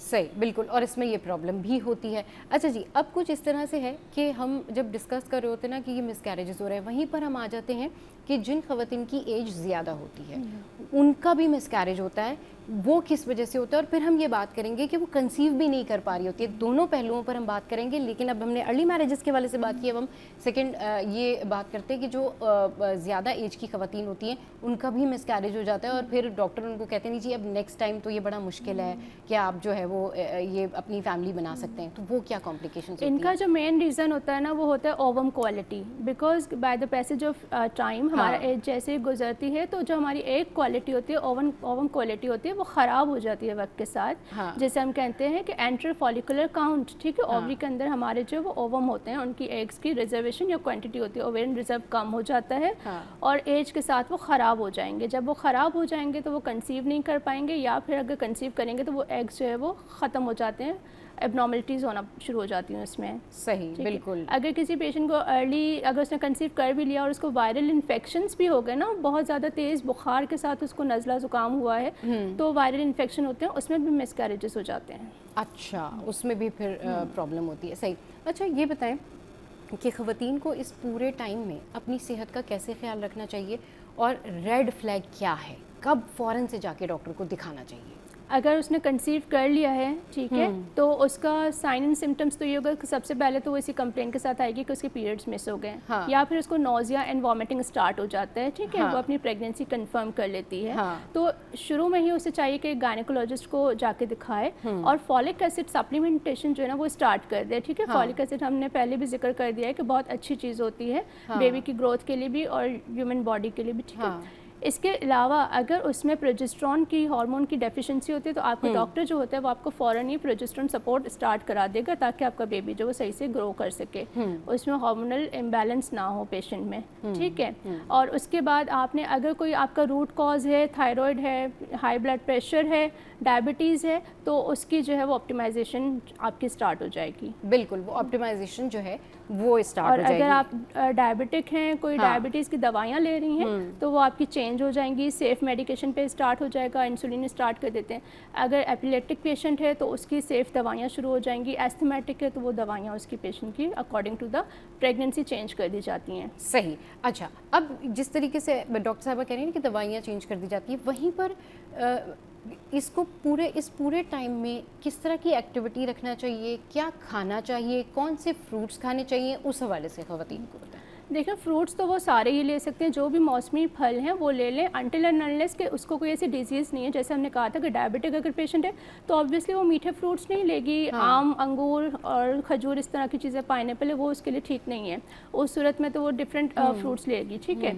लेकिन अगर जो है वो उसको थायराइड है, वो नॉर्मल डाइट अपनी ले सकती है, सिर्फ अपनी थायराइड की मेडिकेशन जो है ना वो सही से लेगी। और रेगुलर चेकअप ज़रूरी होते हैं। हर ट्राइमेस्टर में थायराइड फंक्शन टेस्ट उसको कराना बहुत ज़रूरी होता है। हाँ। हर ट्राइमेस्टर में पेशेंट की जो हम शुगर भी चेक कर रहे होते हैं, ठीक है, और डेली भी चेक कर रहे हैं। अगर वो हाइपरटेंसिव है, ब्लड प्रेशर ज़्यादा है, तो उसका रेगुलर ब्लड प्रेशर चेकअप बहुत ज़रूरी है, ठीक है। फॉलिक एसिड सप्लीमेंट्स वो लेगी, आयरन कैल्शियम उन पेशेंट को देंगे, और जो भी उसको प्रोजेस्टेरोन सपोर्ट मिली हुई है वो लेगी। इसके अलावा अगर उस पेशेंट की डायग्नोसिस में खून जमने की बीमारी है, एंटी फॉस्फोलिपिड एंटीबॉडी सिंड्रोम है, तो इसमें हम एस्प्रिन देते हैं, खून पतला करने वाली दवाइयाँ। वो भी डॉक्टर आपको कंटिन्यू कराता है टिल 36 वीक्स ऑफ प्रेगनेंसी। सही, बिल्कुल। और फिर उसके बाद फिर आपका प्रोसीजर जो है वो कंटिन्यू हो रहा होता है। अच्छा, अब जो सारा सिनेरियो है वो ये है कि हमारे यहाँ जो मिथ्स हैं प्रेगनेंसी को लेकर, मिस कैरेज को लेकर, वो क्या है? एक तो ये है ना कि जी ठीक है, अगर वाकई आप लापरवाही दिखाते हैं तो आप ज़ाहिर है आपके साथ आपके हेल्थ के साथ इश्यूज़ होते हैं, लोग खुदा न खास्ता मिस कैरेज की तरफ चले जाते हैं। लेकिन कुछ मिथ्स भी ऐसे हैं जिसमें प्रेगनेंसी के दौरान ख़वातीन जो एक्टिविटी कर सकती हैं वो भी उनको नहीं करने दी जाती, वो क्या है? देखें, जो नॉर्मल रूटीन वर्क है वो अपना कर सकती हैं। हाँ। लेकिन बहुत ज़्यादा जो एक्सेसिव स्ट्रेनियस एक्सरसाइज है ना उससे अवॉइड करें। बहुत ज़्यादा हम कहते हैं कि शुरू के 3 मंथ्स में ना बहुत गर्म या हैवी जो है ना वो चीज़ें ना खाए, हाँ। वज़न ना उठाए, और स्ट्रेस वो अपना नॉर्मल जो है वो चढ़ उतर सकती है, बाकी अपने रूटीन वर्क्स कर सकती है। बेड रेस्ट अगर उसको नीड है, जैसे अगर उसको ब्लीडिंग स्टार्ट हो गई है, हाँ। या पहले मिसकैरेजेस है, वो बेड रेस्ट करे बिल्कुल। हाँ। लेकिन अपनी नॉर्मल मूवमेंट वो अपनी रख सकती है। बिल्कुल ठीक है, नहीं कि नॉर्मल मूवमेंट जो है वो रखी जा सकती है। अच्छा, इसमें बहुत सारे लोग कहते हैं योगा नहीं करना चाहिए, एक्सरसाइज नहीं करना चाहिए, कर सकते हैं? नहीं, योगा तो बहुत अच्छी चीज़ होती है। योगा और एक्सरसाइज ज़रूर करें, लेकिन लाइट करें, बहुत स्ट्रेनियस ना करें। हाँ बिल्कुल। अच्छा, अब जिस तरह से हम बात कर रहे हैं ना कि भाई इस एक्सरसाइज इस पूरे टाइम में आपने एक्सरसाइज करनी है, योगा करना है एंड ऑल दैट, तो इसमें स्विमिंग भी बहुत अच्छी होती हाँ, है वही मैं प्रेगनेंसी पूछना में। चाह रही थी कि स्विमिंग बहुत सारी खवातीन जो है, अगर ये नॉर्मल आप बताएंगे तो लोग कहेंगे नहीं नहीं ऐसा पॉसिबल नहीं है। तो थोड़ा सा ये भी बताएं कि ये जहाँ पर योगा है और दीगर एक्सरसाइजेज हैं वहाँ स्विमिंग भी की जा सकती है। स्विमिंग बहुत अच्छी चीज़ है, स्विमिंग करनी चाहिए, आपको एक्टिव रखेगी, आपकी हाँ। बेबी को भी एक्टिव रखेगी। और इवन ऐसे भी कंट्रीज़ हैं जहाँ पर अगर नॉर्मल डिलीवरी नहीं होती है तो वहाँ पर पेशेंट को जो है वो वाटर बाथ भी दिया जाता है, ठीक है, और जो ना स्विमिंग भी कराई जाती है, ताकि पेशेंट के जो वो यूट्राइन कॉन्ट्रैक्शन भी उस वक्त अच्छी हो, ताकि डिलीवरी के टाइम पे आसानी हो। स्विमिंग गुड एक्टिविटी है। सही, बिल्कुल, स्विमिंग एक अच्छी एक्टिविटी है। अच्छा, विटामिन्स कौन से खाने चाहिए, ग़िज़ाएँ कौन सी खानी चाहिए? फल फ्रूट के हवाले से तो मैंने आपसे पूछा, ग़िज़ाएँ कौन सी खानी चाहिए? और हार्मोन्स जो हैं वो भी थोड़ा सा इम्बैलेंस होते हैं, तो उसके लिए क्या करना चाहिए? शुगर इंटेक किस तरह से बैलेंस रख सकते हैं? ठीक, ग़िज़ाएँ तो आप अपनी नॉर्मल रखिए, मौसमी फल जो भी हैं, अगर आपको कोई कोमॉर्बिड्स नहीं है, कोई जो है वो बीमारी नहीं है, तो आप अपने मौसमी फल खाइए। जो नट्स होते हैं वो बहुत अच्छी चीज़ है। फ़िश है वो अपनी डाइट में ज़रूर रखें, ठीक है। जो चपाती है, योगर्ट है वो बहुत अच्छा होता है, मिल्क है वो आप ले सकते हैं। Folic acid, iron, vitamin D, calcium, ये हम सप्लीमेंट्स पेशेंट को ज़रूर देते हैं, वो लें। और मिल्क का इस्तेमाल आप ज़रूर कीजिए प्रेगनेंसी में। वाटर इंटेक जितना कर सकते हैं वो करें। और जैसे कि आजकल गर्मियाँ हैं तो उसमें जो है ना वो अपना ORS का इंटेक आप अच्छा रखें, वाटर इंटेक अच्छा लेते रहें, क्योंकि बहुत सारी पेशेंट आती हैं बिल्कुल निढाल होकर आ रही होती हैं, या नोज़िया वॉमिटिंग ज़्यादा है, तो उनमें हम कहते हैं कि आप अपना जो ना फ्लूइड इंटेक को अच्छा रखें। और ORS अगर आपसे नहीं लिया जाता है, आप थोड़े थोड़े सिप करके आप थोड़ी थोड़ी देर में ले सकते हैं। और ये कि कोई अदरक या जिंजर टी होती है, लेमन टी है, आप वो भी यूज़ कर सकते हैं। बिल्कुल, लेमन टी भी आप यूज़ कर सकते हैं। इसके अलावा कॉफ़ी एंड बाकी चीज़ें? कॉफ़ी आप ले सकते हैं, लेकिन कॉफ़ी बहुत ज़्यादा इंटेक कैफ़ीन जो है ना वो अच्छा नहीं होता, क्योंकि वो मिसकैरेजेस कराते हैं। अगर आप एक दिन में 4 से 5 कप ले लेते हैं या 500 मिलीग्राम्स पर डे का कंजप्शन हो, तो वो आपका मिसकैरेजेस कराता है। ओके, तो उसको और थोड़ा बहुत कम ज़्यादा रखें। वॉक करना या एक्सेसिव लिमिटेड एक्सरसाइज, रखें, हर चीज़ आप करें, लेकिन आप अमियाना रवि कहते हैं ना, बहुत अच्छी चीज़ होती है, हाँ। तो मॉडरेट करें। मॉडरेट करें, सही। इसमें ओवरऑल दवाइयाँ जो हैं वो कम से कम खानी चाहिए, एंटीबायोटिक का इस्तेमाल कम से कम करना चाहिए। अगर किसी को ज़रूरत पड़ जाए एंटीबायोटिक देने की, तो क्या उसको दी जा सकती है एंटीबायोटिक? बिल्कुल दी जा सकती हैं। Safe medications are available. आप अपने हाँ। डॉक्टर की एडवाइस से जो वो सेफ़ एंटीबायोटिक ज़रूर ले सकते हैं, क्योंकि देखें अगर किसी को वायरल फीवर हो गया है, नज़ला ज़ुकाम बुखार है, तो ऑब्वियसली वो दवाई तो लेगा ही, लेकिन आप अपने डॉक्टर की एडवाइस से लीजिए, खुद से ना इस्तेमाल कीजिए। सही, बिल्कुल खुद से इस्तेमाल नहीं करनी चाहिए, सेल्फ मेडिकेशन नहीं करनी चाहिए, और इस वजह से लोगों में बहुत ज़्यादा प्रॉब्लम होती है। अच्छा डॉक्टर साहबा, ये बताइए कि ख़वातीन जो हैं जब वो जब प्रेगनेंसी की तरफ आती हैं या इस पूरे टाइम पीरियड की तरफ आती हैं, तो उनको बहुत सारे एंजाइटी के भी जो है ना वो अटैक्स आ रहे होते हैं, यानी कि बहुत ज़्यादा उन्हें एक स्ट्रेस भी होता है, डिप्रेशन भी होता है, ख़ास तौर पे वो ख़वातीन जो कि पहली दफ़ा प्रेगनेंसी में होती हैं या प्रेग्नेंट होती हैं, तो उनको बहुत ज़्यादा डर भी लग रहा होता है। तो उस एंजाइटी को दूर करने के लिए, उस परेशानी को दूर करने के लिए भी क्या कुछ है? बिल्कुल है सबा। देखें, जो आपका एंजाइटी या डिप्रेशन है ना, वो आप जिस तो खैर डायरेक्टली नहीं कराता, लेकिन आपकी हेल्थ के ऊपर बहुत बुरा या नेगेटिव इम्पैक्ट डालता है। हाँ। तो उसके लिए तो पेशेंट की काउंसलिंग बहुत ज़रूरी होती है कि हाँ। जब पेशेंट हमारे पास आती है ओपीडी में, और स्पेशली अगर उसका या तो फर्स्ट प्रेगनेंसी है या पहले कोई मिसकैरेजेस हो चुके हैं या बेबी डेड हो चुका है, तो ऑब्वियसली वो बहुत परेशान होती है। तो एक काम एनवायरनमेंट उसको देना चाहिए, काउंसलिंग करनी चाहिए कि आप अपने आप को पॉजिटिव रखें, अच्छी डाइट लें, अपने जो वो सप्लीमेंट्स अच्छे लें, ठीक है, और घर वालों के साथ भी काउंसलिंग करें तो ज़्यादा अच्छे, कि फैमिली के साथ उसका एक पॉजिटिव एटीट्यूड होना चाहिए, ताकि उसकी प्रेगनेंसी और जो फीटस है वो हेल्दी ग्रो करे और उसको एक अच्छा आउटकम मिल सके। सही, बिल्कुल अच्छा आउटकम मिल सके। चलिए जी, बहुत शुक्रिया डॉक्टर आयशा, आप हमारे शो पर आई। शो में यहाँ वक्त एक ब्रेक का, हेडलाइंस ब्रेक के बाद वापस आते हैं, फिर करेंगे ढेर सारी बात।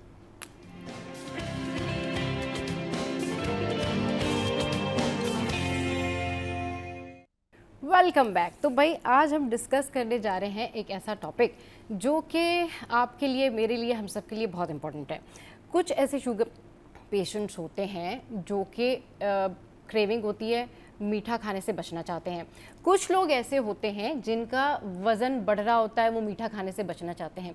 कुछ लोग ऐसे होते हैं जो फिट रहना चाहते हैं और ज़्यादा मीठा खाने से दूर रहना चाहते हैं। तो उनके लिए क्या कुछ है कि वो अपनी क्रेविंग को कम कर सकें और उनकी जो क्रेविंग है वो कम हो जाए और वो मीठा खाने से बच जाए, और कुछ उसके ऑल्टरनेट उनको मज़े की अच्छी सी कोई रेमेडी मिल जाए। इस पर बात करने के लिए हम सबके फेवरेट शाह भाई यहाँ पर मौजूद हैं, इनको शो में वेलकम करते हैं। अस्सलाम वालेकुम शाह भाई, गुड मॉर्निंग, कैसे हैं आप? ठीक ठाक हैं? वालेकुम अस्सलाम, वेरी गुड मॉर्निंग। सब ठीक ठाक है, आप कैसे हैं? खैरियत से? मैं बिल्कुल ठीक ठाक। शाह भाई, बहुत सारे लोगों को क्रेविंग होती है, बहुत सारे लोग इस हवाले से परेशान होते हैं कि उन्हें शुगर है लेकिन घर में आ गई है मिठाई, अब खाने का दिल कर रहा है लेकिन क्या करें, अपने आप को कैसे रोकें। अच्छा जी, वज़न घटाना है लेकिन घर में है मीठा, चॉकलेट्स हैं जी, मिठाइयाँ हैं, मज़े की जो है वो मीठा कस्टर्ड बना हुआ है, कैसे रोकें? क्रेविंग रोकने के लिए, मीठे की क्रेविंग रोकने के लिए आपके पास क्या रेमेडी है? देखें, जिनको भी ये अक्सर डायबिटिक पेशेंट के साथ भी होता है और आम तौर पे भी बाज़ लोगों को बार बार मीठा खाने को दिल करता है। बाज़ लोगों का फेवरेट ही मीठा होता है। बाज़ कहते हैं कि कहीं हम मीठा खाते हैं हमें शुगर तो नहीं हो जाएगी। अरे नहीं, जिनको शुगर हो गई है वो एहतियात करें, जिनको शुगर नहीं है वो अपना नॉर्मल ज़िंदगी गुजारें, जो आप खाएं पिएं खुश रहें, इसमें कोई ऐसी बात नहीं है। लेकिन मीठा ज़्यादा खाने की वजह से वेट गेन होना शुरू हो जाता है। और बाज़ लोगों को आम तौर पे भी कहते हैं कि यार ये चीज़ नहीं खाने को दिल करता, मीठा खाने को बहुत दिल करता है। तो ये डायबिटिक पेशेंट भी ले सकता है और तमाम लोग ले सकते हैं। ये है दरुंज अकरबी। दरुंज अकरबी इसका पूरा नाम है, दरुंज अकरबी। इसे बारीक पाउडर बना लें, 1 चाय वाली चम्मच एक टाइम रोज़ाना पानी के साथ, चाहे सुबह के टाइम लें या शाम के टाइम लें, कोई मसला नहीं है। आप एक टाइम इस्तेमाल करें, आप देखें ये जो मीठे की क्रेविंग है ये आस्ते आस्ते आपकी ख़त्म हो जाएगी। और दूसरा ये है कि मुँह का जायका भी बेहतर रहेगा आपके। आप ये ना सोचिए कि मैं मीठा खाऊं तो मेरे साथ ये हो जाएगा, नहीं, आप मीठा खाएंगे सिर्फ वेट गेन होगा, बाकी साइड इफेक्ट नहीं होता। लेकिन ये है कि मीठा खाना भी ज़्यादा अच्छी बात नहीं है, पेट में कीड़े होने के चांसेस बढ़ जाते हैं। बिल्कुल, पेट में कीड़े होने के चांसेस बढ़ जाते हैं और फिर लोगों को प्रॉब्लम होती है, उनका बेली जो है वो इंक्रीज होना शुरू हो जाता है और उनको ये समझ नहीं आता कि उनके साथ हो क्या रहा है, एक्चुअल में प्रॉब्लम ये होती है। तो शाह भाई अब इसके लिए जो है ना मजीद लोग क्या कर सकते हैं ये बताएं, जिनका पेट निकल जाता है वो क्या करें? देखिए स्पेशली तौर पे जिनका पेट निकल जाता है, इसमें सबसे बेहतरीन है कि वॉक को अपनी ज़िंदगी का हिस्सा बना लें, वॉक करें आप, और एक 3 जड़ी बूटियां ले लें। इसमें जो सबसे पहली चीज़ है वो है ज़ीरा सफ़ेद। ज़ीरा सफ़ेद 50 ग्राम, तरफला 50 ग्राम, तरफला 50 ग्राम, अलसी के बीज 50 ग्राम, अलसी के बीज, इनको मिला के बारीक पाउडर बना लें। सुबह शाम 1 चाय वाला चम्मच पानी के साथ, और ये चाय खाने से पहले या बाद में लें, कोई हर्ज नहीं। और इसे हाई बीपी वाले, शुगर वाले सब यूज़ कर सकते हैं। आप देखिएगा जितना भी निकला हुआ पेट होगा यूं लग जाएगा कमर के साथ। बिल्कुल आस्ते आस्ते आस्ते। हाँ बिल्कुल बिल्कुल ठीक कह रहे हैं। और उसकी रीज़न भी यही है कि उसमें ये होता है कि लोग जब रेमेडी फॉलो करते हैं तो उनको फ़ायदा होता है शाह भाई। अगर वो फॉलो नहीं करें तो फिर उनको फ़ायदा नहीं होता। लोग क्या करते हैं कि एक दिन रेमेडी की और फिर गिव अप कर देते हैं। नहीं, एक दिन में पेट कम नहीं होता। हाँ। देखिए इसे कम से कम 10-15 दिन ज़रूर यूज़ करें, ताकि आपको खुद महसूस हो कि आपका पेट कितना कम हो गया। सही। अच्छा शाह भाई, अब जैसे हमने स्टार्ट किया शो मीठे की क्रेविंग के हवाले से, आपने बताया सारा कुछ, ये बताएं कि अब अगर फ़र्ज़ करें किसी शख्स को शुगर है, मतलब, और वो चाहता है कि वो अपनी लाइफ को अच्छा हेल्दी कंटिन्यू करे, वो उसी तरह रहे जैसे बाकी लोग रहते हैं, एक्सरसाइज भी करे, एनर्जी बूस्टर चाहिए उसको, मतलब उसको ठीक है वो शुगर इनटेक उसकी कम है, वो दवाइयों पर है, वो अपना लाइफस्टाइल सही मेंटेन कर रहा है, लेकिन उसको एनर्जी चाहिए, उसको एनर्जी बूस्टर चाहिए। वो कौन सी रेमेडी करे, कौन सी ग़िज़ाएँ खाए, क्या चीज़ ऐसी करे कि वो अपने आप में फ़िट फील करे अपने आप को, क्योंकि हर कोई तो एक्सरसाइज के लिए नहीं जा सकता, हर कोई तो उस तरह से हैवी रूटीन कंटिन्यू नहीं कर सकता। देखो बेटा एक चीज़ बताऊं, हाँ। जिनको शुगर हो गई है, हाँ। वो भी आम इंसान की तरह ज़िंदगी गुजारें जिस तरह गुजार रहे हैं, बिल्कुल नॉर्मल है। लेकिन मीठे को थोड़ा सा अवॉइड करना होता है और वॉक को अपना हिस्सा बनाना होता है। हाँ। और साथ में एक फल रोज़ाना खाएं। एक दिन शुगर आपने आड़ू खा लिया, दूसरे दिन आपने एक छोटा मैंगो खा लिया, उसके अगले दिन आपने एक एप्पल खा लिया। इस तरीके से एक फल रोज़ाना खाया करें, और जब भी फल खाएं उसके बाद थोड़े से जामुन खा लिया करें। आप देखें आपका ये जो बॉडी में जो शुगर लेवल है वो बढ़ रहा होता है, जामुन उसको वापस कम करता है। जो फलों की मिठास होती है उसको भी ख़त्म करती है। एक ये बहुत ही आसान तरीका है। दूसरा, आपको एनर्जी बूस्टर चाहिए ताकि आपकी हर किस्म की कमज़ोरी दूर हो जाए, चाहे वो मर्द हज़रात हो या ख़वातीन हो, दोनों के लिए बता रहा हूँ। एक लकड़ियाँ आती हैं जड़ कोंच के नाम से, जड़ कोंच, कोंच की जड़, इसको बारीक पाउडर बना लें, 1 चाय वाली चम्मच, 1 टाइम रोज़ाना 1 कप दूध या पानी से लें। आप देखिएगा आप उठ खड़े होंगे और सुस्ती काहली भी दूर होगी, बेजारी भी दूर होगी, बेरगबती भी दूर हो जाएगी। बिल्कुल, बेरगबती भी दूर हो जाएगी। और ये सारा जो सिनेरियो है कि इसी वजह से होता है कि आप सुस्त और काहिल हो जाते हैं। और मैं कहती हूँ कि सबसे ज़्यादा जो लोगों को नुकसान होता है ना शाह भाई, वो सुस्ती की वजह से होता है, काहिली की वजह से होता है। अब अगर आपको फील होता है कि नहीं भाई आप काम करना चाहते हैं, आप उठ के घर की सफाई करना चाहते हैं, लेकिन आप नहीं उठ पा रहे, आप उठ के जो है वो ऐसी चीज़ें करना चाह रहे होते हैं कि नहीं हम बहुत कुछ कर लेंगे, आज का पूरा दिन कंज्यूम कर लेंगे, लेकिन सुस्ती आ रही है, काहिली हो रही है, चलो ठीक है, लोगों को कोई और इश्यूज़ भी हो सकते हैं, लेकिन मोस्ट लाइकली सुस्ती काहिली की वजह से भी लोग घरों के कामकाज नहीं कर पा रहे होते हैं। जनरल वीकनेस हो जाती है। उसके लिए क्या करें? जनरल वीकनेस जिन लोगों को भी हो रही हो, और उसको बेहतर करने के लिए, और साथ में विटामिन डी, कैल्शियम, ये चीज़ें भी कम हो रही होती हैं, विटामिन B12 भी कम हो रहा होता है, पट्टे भी कमज़ोर हो रहे होते हैं, बाज़ लोगों के हाथ पांव सुन हो रहे होते हैं। तो उसको ठीक करने के लिए एक बूटी आती है सत्तावर, ये आप 100 ग्राम ले लें, और अश्वगंधा ये भी 100 ग्राम ले लें। इन दोनों को मिला के पाउडर बना लें। सुबह शाम 1 चाय वाला चम्मच 1 कप दूध या पानी के साथ।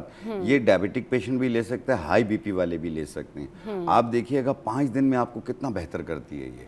फिर इसी तरह इसको जारी रखिए, जब मुकम्मल ठीक हो जाए आप इसे रोक दीजिए। हाँ बिल्कुल, मुकम्मल ठीक हो जाए तो फिर इसको आप रोक सकते हैं। अच्छा अब ये बताएं शाह भाई, उन लोगों के लिए जिनकी नज़र वीक है, हाँ, वो क्या करें? देखिए नज़र वीक हो और एक चीज़ धुंधला दिखता हो, ये डायबिटिक पेशेंट को भी होता है, और आम तौर पे भी आपने देखा होगा कि आजकल तो बच्चों के साथ भी ये प्रॉब्लम हो रही है कि सर दर्द रहने लग जाता है और आंखें कमज़ोर हो रही होती हैं। आप तो सबसे पहले तो ये मेरा चश्मा देख लें कि मुझे भी लगा हुआ है, ठीक है ना? सबको मेरे ख्याल में सबको लगा हुआ है। हाँ बिल्कुल, सबको ग्लासेस लगे होते हैं, सबकी दूर की नज़र तो ऐसा हो गया है कि मतलब आप जिससे पूछें वो ये कहते हैं हाँ दूर की नज़र कमज़ोर है, लेकिन कुछ लोग चश्मा लगाते हैं, कुछ लोग चश्मा नहीं लगा रहे होते। जिनको बहुत ज़्यादा प्रॉब्लम है वो चश्मा लगा लेते हैं, वरना ये तो अब इतनी कॉमन चीज़ हो गई है। मतलब इनफैक्ट आप शॉप पर भी जाएँ, यानी लेंस की शॉप पर आप जाएँ तो वहाँ सब कॉन्टेक्ट लेंसेज ले रहे होते हैं। तो इससे कैसे छुटकारा पाएँ, कॉन्टेक्ट लेंस कैसे हटाएँ, चश्मा कैसे हटाएँ आँखों से क्या रेमेडी है? देखिए, अगर आप खा सकते हैं तो आप बनाइए। हाँ। अगर आप खा नहीं सकते हैं तो फिर अपने पैसे और अपने वक्त को ज़ाया ना करें। हाँ। मेरे घर पे इतनी बनी हुई है, मैंने हिम्मत करके 1 महीना खा ली, लेकिन ये खानी 6 महीने। हाँ। 1 महीने बाद फिर मॉर्निंग शो पे भाग रहा हूँ, कभी उधर भाग रहा हूँ, रह गई मुझसे। हाँ। तो इसलिए अगर आप खा सकते हैं तो आप बना लीजिए। आपने लेना है गुलमुंडी 100 ग्राम, गुलमुंडी 100 ग्राम, सौंफ 100 ग्राम, सौंफ 100 ग्राम, मिश्री 100 ग्राम, मिश्री 100 ग्राम, इनके पाउडर बना लें। 1 चम्मच सुबह, 1 चम्मच शाम, खाने से पहले पानी के साथ, सुबह नाश्ते से पहले, रात खाने से पहले 6 महीने तक इस्तेमाल करें। जो लोग यूं धागा नहीं डाल सकते थे, सुई में यूं करके डालते हैं। बिल्कुल सही कह रही है। ये करीब की और दूर की दोनों के लिए शाह भाई बेहतर की है। जो रेमेडीज होती हैं एक्यूरेट रेमेडीज होती हैं और बड़ा ज़बरदस्त रेमेडी ये बताते हैं। चलिए जी, ब्रेक का वक्त है, ब्रेक के बाद वापस आते हैं, फिर डिस्कशन कंटिन्यू करते हैं। ढेर सारी बातें पूछनी है शाह भाई से।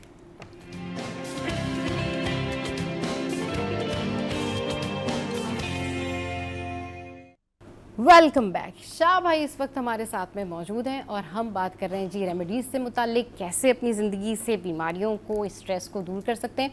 अच्छा शाह भाई, हम नज़र कमज़ोर होने के वाले से बात कर रहे थे, वहीं अब मैं एक और चीज़ का जिक्र करती हूँ। बहुत सारे लोगों में खून की कमी होती है और वो इस खून की कमी को पूरा करने के लिए मुख्तलिफ़ ग़िज़ाएँ खा रहे होते हैं, लेकिन कहते हैं नहीं, खून बनता है लेकिन फिर बार बार उनमें खून की कमी होती है, बार बार वो एनीमिक होते हैं। उसकी क्या वजह है? देखिए, इसके कई रीजंस होते हैं। लीवर फंक्शन का मुतासिर होना, हाँ।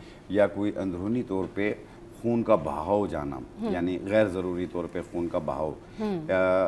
बाज़ लोगों को पाइल्स की शिकायत होती है, बाज़ लोगों को हैज़ की प्रॉब्लम होती है, कई रीजंस होते हैं। बाज़ लोगों को नक्सीर की प्रॉब्लम होती है, क्योंकि खून ज़ाया होता रहता है। एक इनकी होती है, एक लीवर फंक्शन की वजह से भी खून की कमी हो जाती है।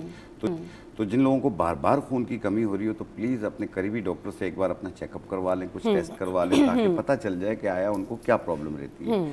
और खून बनाने के लिए आपने लेना है ज़रिश्क शीरी। ये एक किशमिश की तरह होते हैं, काले काले से होते हैं, इसको ज़रिश्क शीरी कहते हैं। वो 1 चम्मच, तुख्मे कासनी 1 चाय वाली चम्मच, सौंफ 1 चाय वाली चम्मच, 1 गिलास पानी में रात को डिप कर दें, रात भर पड़ा रहे, सुबह निहार पेट उसे चम्मच के साथ शेक करें और फिर छान के वो पानी पी लें। 1 टाइम रोजाना पीना है। और दोपहर के खाने के बाद 1 चुकंदर को कद्दूकश कर लें, उसे 1 कप दही में डाल के दोपहर को खाने के बाद लें। ये दोनों चीजें 45 दिन इस्तेमाल करें, आप देखें कितने पॉइंट बढ़ जाएंगे आप। बिल्कुल, कितने पॉइंट्स बढ़ जाएंगे और बहुत इसकी वजह से ना डार्क सर्कल हो, चेहरे की रौनक खत्म हो, ये सब सही डार्क है। सर्कल्स का जिक्र हो रहा है तो डार्क सर्कल्स के बारे में बता दीजिए ना, डार्क यही सर्कल्स कैसे कवर यही है, होंगे? इसमें ये कि डार्क सर्कल्स भी खत्म हो जाएंगे हाँ। और चेहरे की रौनक भी बहाल हो जाएगी। ज़रिश्क, सौंफ और तुख्मे कासनी, हाँ। ये रोजाना 1-1 चम्मच 1 गिलास पानी में भिगो दें, रात को सुबह निहार पेट छान के पी लें। हाँ। और 1 चुकंदर को कद्दूकश कर लें, 1 कप दही में डाल के दोपहर को खाने के बाद लें। हाँ। अब 45 दिन यूज करके देख लें, आप बिल्कुल, देखें कलर भी अच्छा हो जाएगा। कलर बिल्कुल सही कह रहे हैं, बिल्कुल सही कह रहे हैं, कलर भी उससे बड़ा अच्छा हो जाता है। अच्छा एक आजकल ना प्रॉब्लम हाँ, और आप होती बताइए है, फिर मैं जैसे आपसे खवातीन में हाँ। कमर दर्द की शिकायत होती है, वो टीन एज में भी होती है, यंग बच्चियों में भी होती है, शादीशुदाओं में भी होती है। कमर दर्द की शिकायत रहती है, जो कि एक निस्वानी प्रॉब्लम होती है, जिसकी वजह से कमर में दर्द होता है। इसकी वजह से भी चेहरा पीला पीला लगता है, सुस्ती काहिली रहती है, कमर में दर्द, नाफ के नीचे नलों में दर्द, ये तमाम चीजें होती हैं और बेजारी बहुत होती है। तो ऐसी सूरत में आपने लेना है सिंघाड़ा। सिंघाड़ा सूखा हुआ मिलेगा पंसारी की दुकान पे, ये आप ले लें 50 ग्राम। कमरकस 50 ग्राम, कमरकस 50 ग्राम, निशास्ता गंदुम 50 ग्राम, निशास्ता गंदुम 50 ग्राम, इनको मिला के पाउडर बना लें। 1 चम्मच सुबह, 1 चम्मच शाम, 1 कप दूध या पानी से, और इसे खाने से पहले या बाद में लें, कोई हर्ज नहीं है। फायदा 5 दिन में हो जाएगा। ऐसे 1 महीना यूज करें, कमर भी मजबूत हो जाएगी और वो जो निस्वानी प्रॉब्लम है वो भी दूर हो जाएगी। बिल्कुल, प्रॉब्लम दूर हो जाएगी। सही, बिल्कुल ठीक इन्होंने ये बात की है, क्योंकि ना जो ये रेमेडीज़ होती हैं ये बेनिफिशियल होती हैं और अगर आप इनको थोड़ा सा लॉन्ग टर्म में यूज़ करते हैं तो आपको फ़ायदा होता है। अच्छा, अब शाह भाई इस बारे में बात करूँगी जिस बारे में मुझे बहुत सारे मैसेजेस भी आए हुए थे कि आई इन्फेक्शन। मुझे किसी ने खातून ने मैसेज किया कि हम आँखों में जब काजल लगाते हैं, यानी उन्होंने काजल लगाया होगा, उनको आई इन्फेक्शन हो गया। इसके अलावा भी बहुत सारे लोगों ने इस बारे में बात की कि जी आँखों के ऊपर दाना हो जाता है और फिर वो उसमें वो पस वाला दाना हो जाता है, जिसको सलीस उर्दू में शायद आम घरेलू अल्फाज में गोन्नी करके कुछ कहते हैं कि जी वो हो गई है। इसका क्या हल है? क्योंकि आई इन्फेक्शन ऐसा होता है, यानी जितने भी आई इन्फेक्शन होते हैं इसकी इन्फ्लेमेशन, सूजन इतनी ज़्यादा होती है कि वो आपको बहुत ज़्यादा दर्द करती है, बहुत तंग करती है, बहुत तंग तकलीफ करती है, भी बहुत तकलीफ ज़्यादा भी बहुत देती है। होती है। हाँ, देखिए, सबसे पहले तो ये है कि आंखों को ठंडे पानी से धोएं आप, ठीक, यानी छींटे लगाया करें आप। और साथ में ये है कि एक अक्सर चिशम, अक्सर चिशम या आप अर्के गुलाब में डालें, यानी एक बोतल अर्के गुलाब हो जो ड्रॉप वाला हो, और उसके अंदर जो है अक्सर चिशम आप एक माशा डाल दें, हिला लें आप, और फिर आप ये 2-2 कतरे सुबह शाम आंख में डालें आप। इंशाल्लाह ताला ये आशूब चिशम के लिए भी बेहतर है। इसके अलावा जो दाना निकल आता है पलकों के दरमियान में निकल आता है, ये गोंदल जिसे कहते हैं, ये उस चीज़ को भी ख़त्म करती है। और खाने के लिए गुले मुंडी का इस्तेमाल करें, गुले मुंडी, इससे बारीक पाउडर बना लें, आधी चम्मच सुबह आधी चम्मच शाम पानी के साथ लें।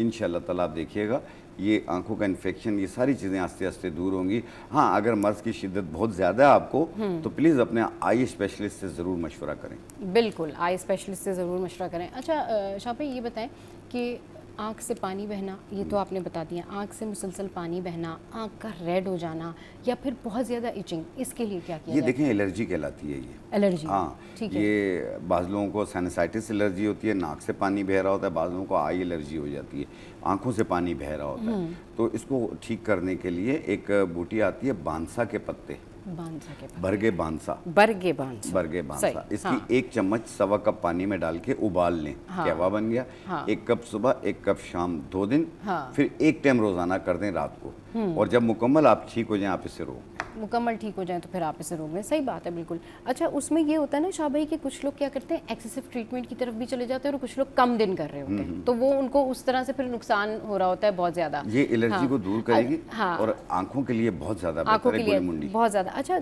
इस सीज़न में जो हीट स्ट्रोक है, गर्मियां हैं, इस सीज़न में ना हर कोई जो भी हम हर्बलिस्ट से बात करते हैं वो हमें पुदीने की अफादियत के बारे में बहुत ज़्यादा बताते हैं। तो आप हमें बताएं कि पुदीने से मिलके बनने वाली और कौन सी ऐसी रेमेडी है जिससे फ़ायदा हो सकता है? पुदीना इटसेल्फ, उसके फ़ायदे क्या हैं पुदीने के, और गर्मियों में स्पेशली गर्मियों के दिनों में पुदीना इस्तेमाल करने के क्या फ़ायदे हैं, ये बताएं। देखिए, पुदीना एक हाजमेदार होता है। हाँ। दूसरा ये है कि मैदे के निज़ाम के लिए भी बेहतर है, पेट दर्द के लिए भी बहुत ज़्यादा बेहतर है, अगर पेट में हवा का गोला घूमता हो ये उसके लिए भी बहुत ज़्यादा बेहतर है। दूसरा, इसकी तासीर जो होती है वो ठंडी होती है, और एक चीज़ और है कि ये हर किस्म की एलर्जीज़ को भी ख़त्म करती है, जैसे खांसी, बलगम, रेशा हो, इसका कहवा बनाकर पिए तो ये उसको ठीक कर देगी, साथ में कलर को फेयर करने में भी मदद देती है। अब इसको अगर आपने कहवा बना के पीना है तो इसका तासीर थोड़ी गर्म हो जाती है, क्योंकि बलगम रेशे को काटती है ये। जिन लोगों को पुरानी खांसी की शिकायत रहती हो तो वो 1 चम्मच पुदीना, मतलब 4-5 पत्ते पुदीना के ले लें, ताज़ा पुदीना के, 1 इंच का टुकड़ा अदरक का, और 4 अदद लौंग, इसे सवा कप पानी में डाल के उबाल लें, कहवा बन गया। 1 कप सुबह 1 कप शाम 3 दिन पिएं, सीना बिल्कुल साफ हो जाएगा।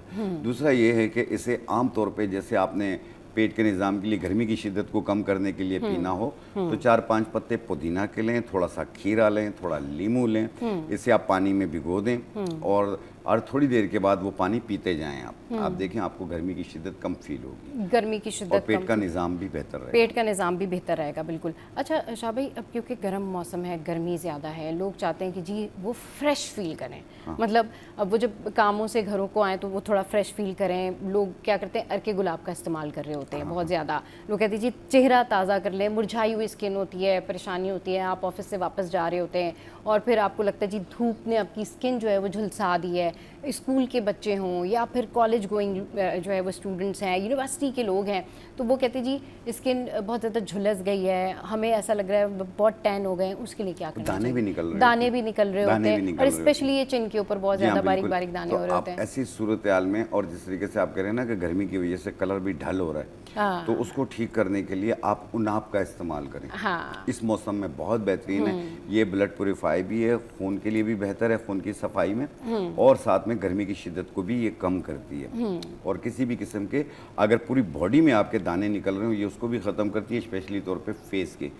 आप 5 दाने उनाब के 1 गिलास पानी में भिगो दें और सुबह निहार पेट छान के वो पानी पिएं। एक तो पूरा दिन ठंडा ठंडा गुजरेगा, दूसरा ये हर किस्म के जो दाने निकलते हैं, खारिश होती है, ये उसको भी ख़त्म करेगी और कलर को भी साफ़ करेगी, आप फ्रेश नज़र आएंगे। फ्रेश नजर आएंगे। देखने वाले बोलेंगे कि कोई खास चीज़ इस्तेमाल करते हो, हाँ, लेकिन बिल्कुल। इसका एक दिन हाँ। में फ़र्क नहीं पड़ेगा, कुछ दिन यूज़ कर लेना, आपको देखने वाले खुद बोलने शुरू हो जाएंगे। देखने वाले खुद बोलना शुरू हो जाएंगे, बिल्कुल सही कह रहे हैं। और जब जब कोई देखता है ना तो ये ज़रूर पूछता है भाई आपने क्या रेमेडी की हुई है। लोग यूजुअली ये समझते हैं कि आजकल लोग बहुत ज़्यादा एस्थेटिक्स के पास जा रहे हैं, तो शायद एस्थेटिक्स के पास गए होंगे या फिर जो है वो उन्होंने कोई रेमेडी की होगी। शायद भाई होम रेमेडीज़ जो होती है ना ये थोड़ी सी लेंदी होती हैं और थोड़ा सा टाइम टेकिंग होती है। लोगों को यकीन नहीं आ रहा होता कि भाई इतनी जल्दी भी चीज़ें जो है वो इम्प्लीमेंट होती हैं, इतनी जल्दी भी जो है वो चीज़ें आपने भी एक कर चीज़ सकते हैं। देखी होगी हाँ, बेटा कि अक्सर लोगों को ना ओपन पोर्स बहुत हो रही हो, जी बिल्कुल। और ख़ास तौर पे गर्मियों में तो कुछ ज़्यादा ही नुमाया नज़र हाँ, आते हैं ये। हाँ।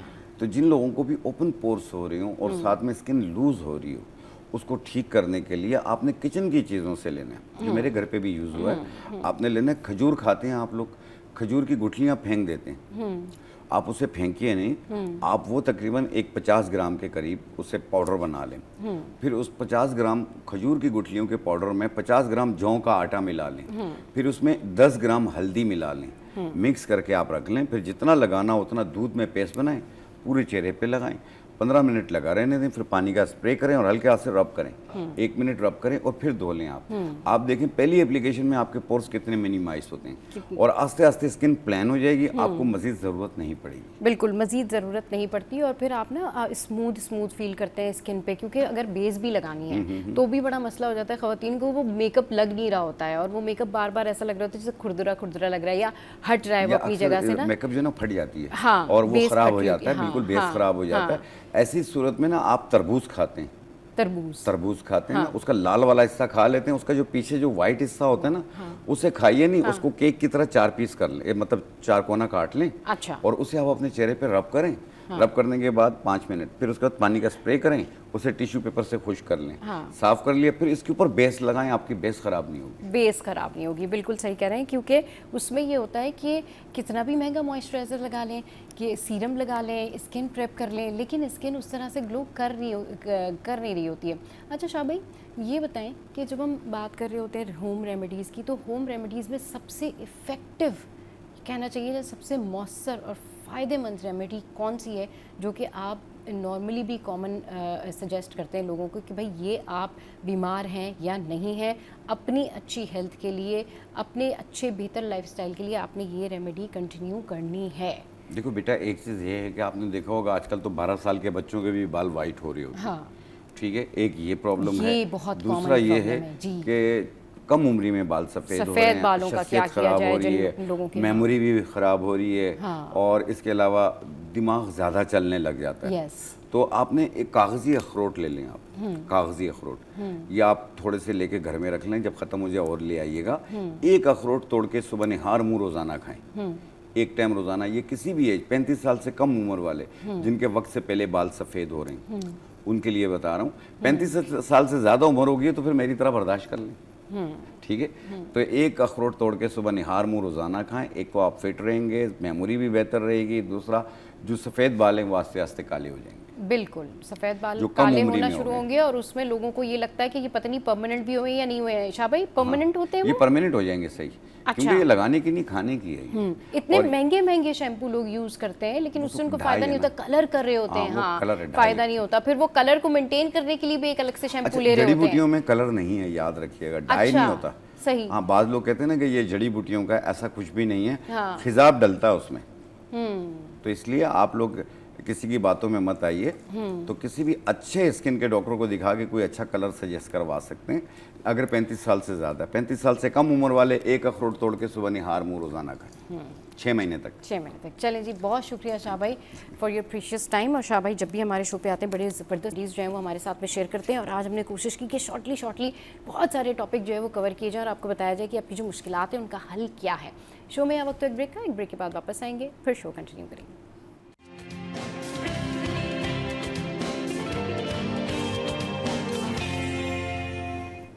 Welcome back. एक और टॉपिक के ऊपर बात करते हैं जो इंतहाई अहम है, वो इसलिए कि हमारे पास ना बहुत सारी ऐसी चीज़ें होती हैं जो हम किसी को कह नहीं पाते, काउंसलिंग से रिलेटेड, कि हम अपनी बात किसी को बता नहीं पाते, और इसलिए नहीं बता पाते कि भाई कोई हमारे मसले को समझेगा या नहीं समझेगा, लेकिन वो हमारा मजाक उड़ाएगा।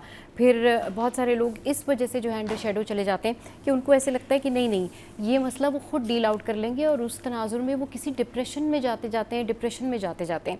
तो इस डिप्रेशन से कैसे बाहर आया जाए, वो चीज़ें जो कि कहना चाहिए लोग नहीं कह पाते। काउंसलिंग से रिलेटेड जब वो बात कर रहे होते हैं तो वो अपनी बहुत सारी चीज़ें हाइड भी कर रहे होते हैं, लोगों को बता भी नहीं रहे होते, लोगों से छुपा भी रहे होते हैं। तो इसमें राइट वे क्या है, अपने आप को प्रोटेक्ट करने का सही तरीका क्या है, कि कैसे अपने आप को डिप्रेशन, एंजाइटी, परेशानी से निकाल सकते हैं, सोशल प्रेशर से बाहर निकाला जा सकता है। इस पर बात करने के लिए फ़ातिमा हमारे साथ मौजूद है, उनको शो में वेलकम करते हैं। अस्सलाम वालेकुम, गुड मॉर्निंग, कैसी हैं फ़ातिमा? गुड मॉर्निंग, आप कैसी हैं?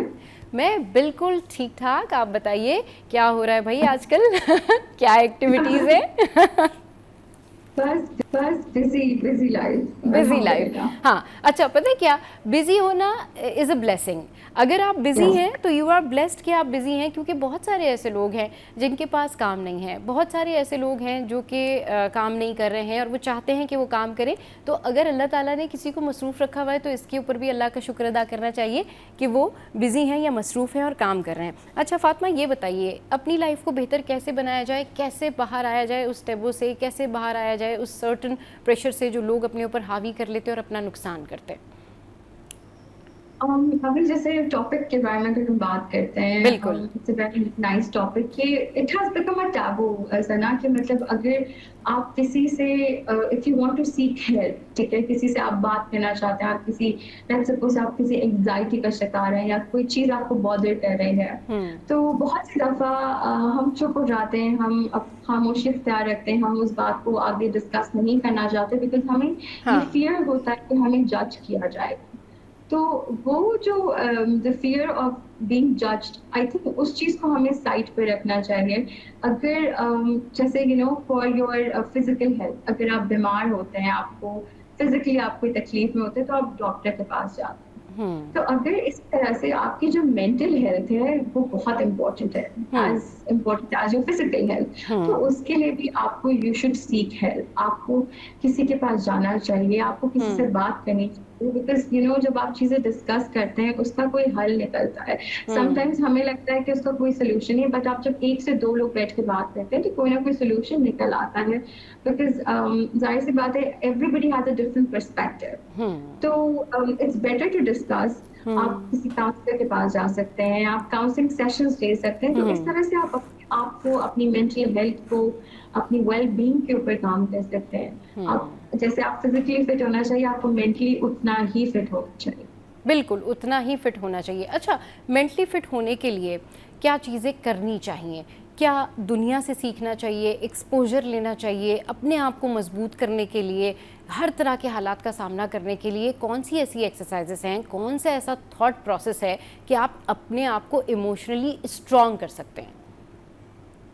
इमोशनली आप अपने आप को स्ट्रॉन्ग इसी तरह कर सकते हैं कि एक तो फर्स्ट ऑफ ऑल आपने ये चीज समझनी है कि बहुत सी दफा ऐसा होता है कि हमें लगता है ओ सारे मुझे देख रहे हैं, सारे मेरे बारे में बात कर रहे हैं, तो उस चीज से वो चीज आपको अवॉइड करनी है, वो थॉट आपको अवॉइड करनी है। If you want to excel in your life, आपको फर्क नहीं पड़ना चाहिए, as in it shouldn't matter to you कि कोई क्या कह रहा है आपके बारे में, ठीक है, एज लॉन्ग एज वो कंस्ट्रक्टिव क्रिटिसिज्म वो आपकी बेहतरी के लिए है, जरूर आप उसको एक्सेप्ट कीजिए। लेकिन जहाँ पे आपको लगता है कि नहीं यू आर राइट एंड दूसरों को नहीं पता आपकी लाइफ में क्या चल रहा है, फिर भी वो कमेंट्स पास करते हैं, तो उस चीज को आप इस तरह अवॉइड कर सकते हैं कि वो जो एक नेगेटिव नॉइज होती है ना, उसको आपको ब्लॉक करना पड़ेगा। एंड वो आप मेडिटेट कर सकते हैं, आप पॉजिटिव एफर्मेशंस आप यूज कर सकते हैं, आप अपने आप को समझा सकते हैं कि आई एम स्ट्रॉन्ग। और ये चीजें कहने की नहीं है, ये बहुत इससे फर्क पड़ता है। I have personally seen this, जब आप अपने आप को बार बार ये बात बताते हैं कि भाई आप स्ट्रॉन्ग हो, तो आप डेफिनेटली आप स्ट्रॉन्ग बन जाते हैं, मेंटली स्ट्रॉन्ग, इमोशनली स्ट्रॉन्ग बन जाते हैं।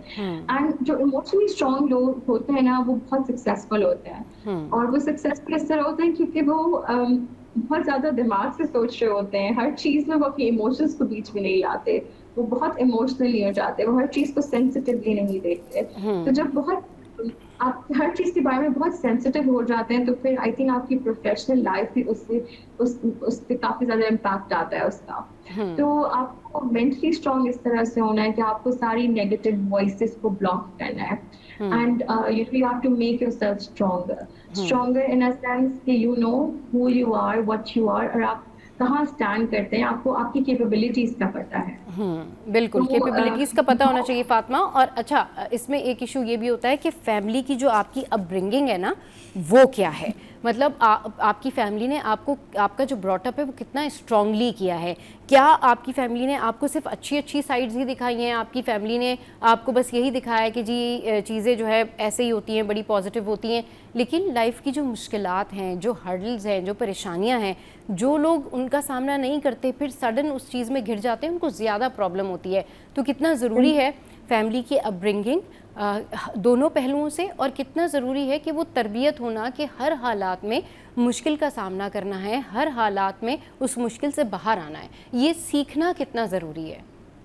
आई थिंक ये बहुत ज़्यादा इम्पोर्टेंट है। आई हैव सीन पीपल जो कि अपने आप को बिल्कुल आइसोलेट कर लेते हैं, कुछ फैमिलीज होती हैं वो अपने आप को बिल्कुल आइसोलेट करती हैं, तो उनके बच्चों में और जो बाकी हैं उनमें बहुत ज़्यादा डिफरेंस होता है, you no, difference in the sense कि आपको लोगों से डीलिंग नहीं आ पाती जब आप एक कन्फाइंड एनवायरनमेंट में रहते हैं, और जब आप फिर बाहर निकलते हैं घर से, तो मतलब you know the world is completely different.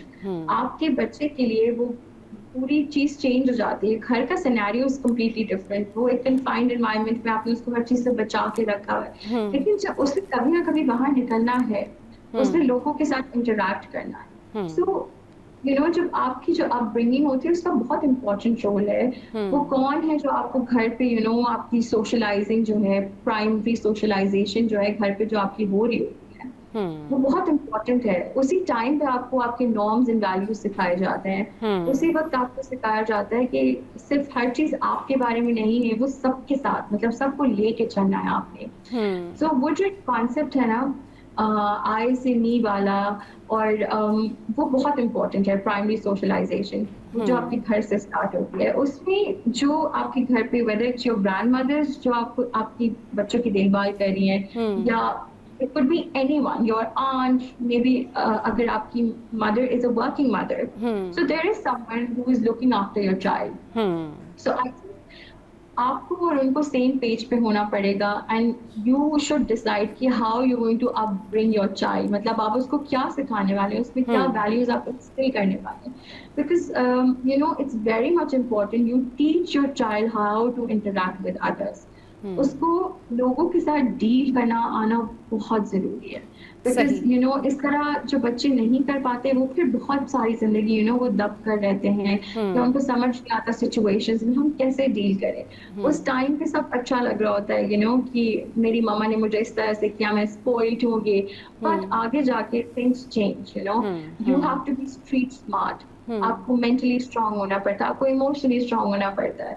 तो ये चीजें सारी आपकी यू नो आपकी फैमिली वैल्यूज में कहीं ना कहीं अपब्रिंगिंग में आपकी ये होती हैं और होनी ज़रूरी है। बिल्कुल। अच्छा ये बताएं कि अब हम बात करें कि ये जो एक प्रॉपर प्रोसीजर है, ये जो ट्रॉमा से बाहर निकलने का एक प्रॉपर प्रोसीजर होता है कि लोग आपको ये गाइड कर रहे होते, बता रहे होते कि आपने इस साइकेट्रिस्ट के पास जाना है, ये मेडिकेशन लेनी है, इस तरह से आपने बाहर आना है, आपने काउंसलिंग इससे करवानी है।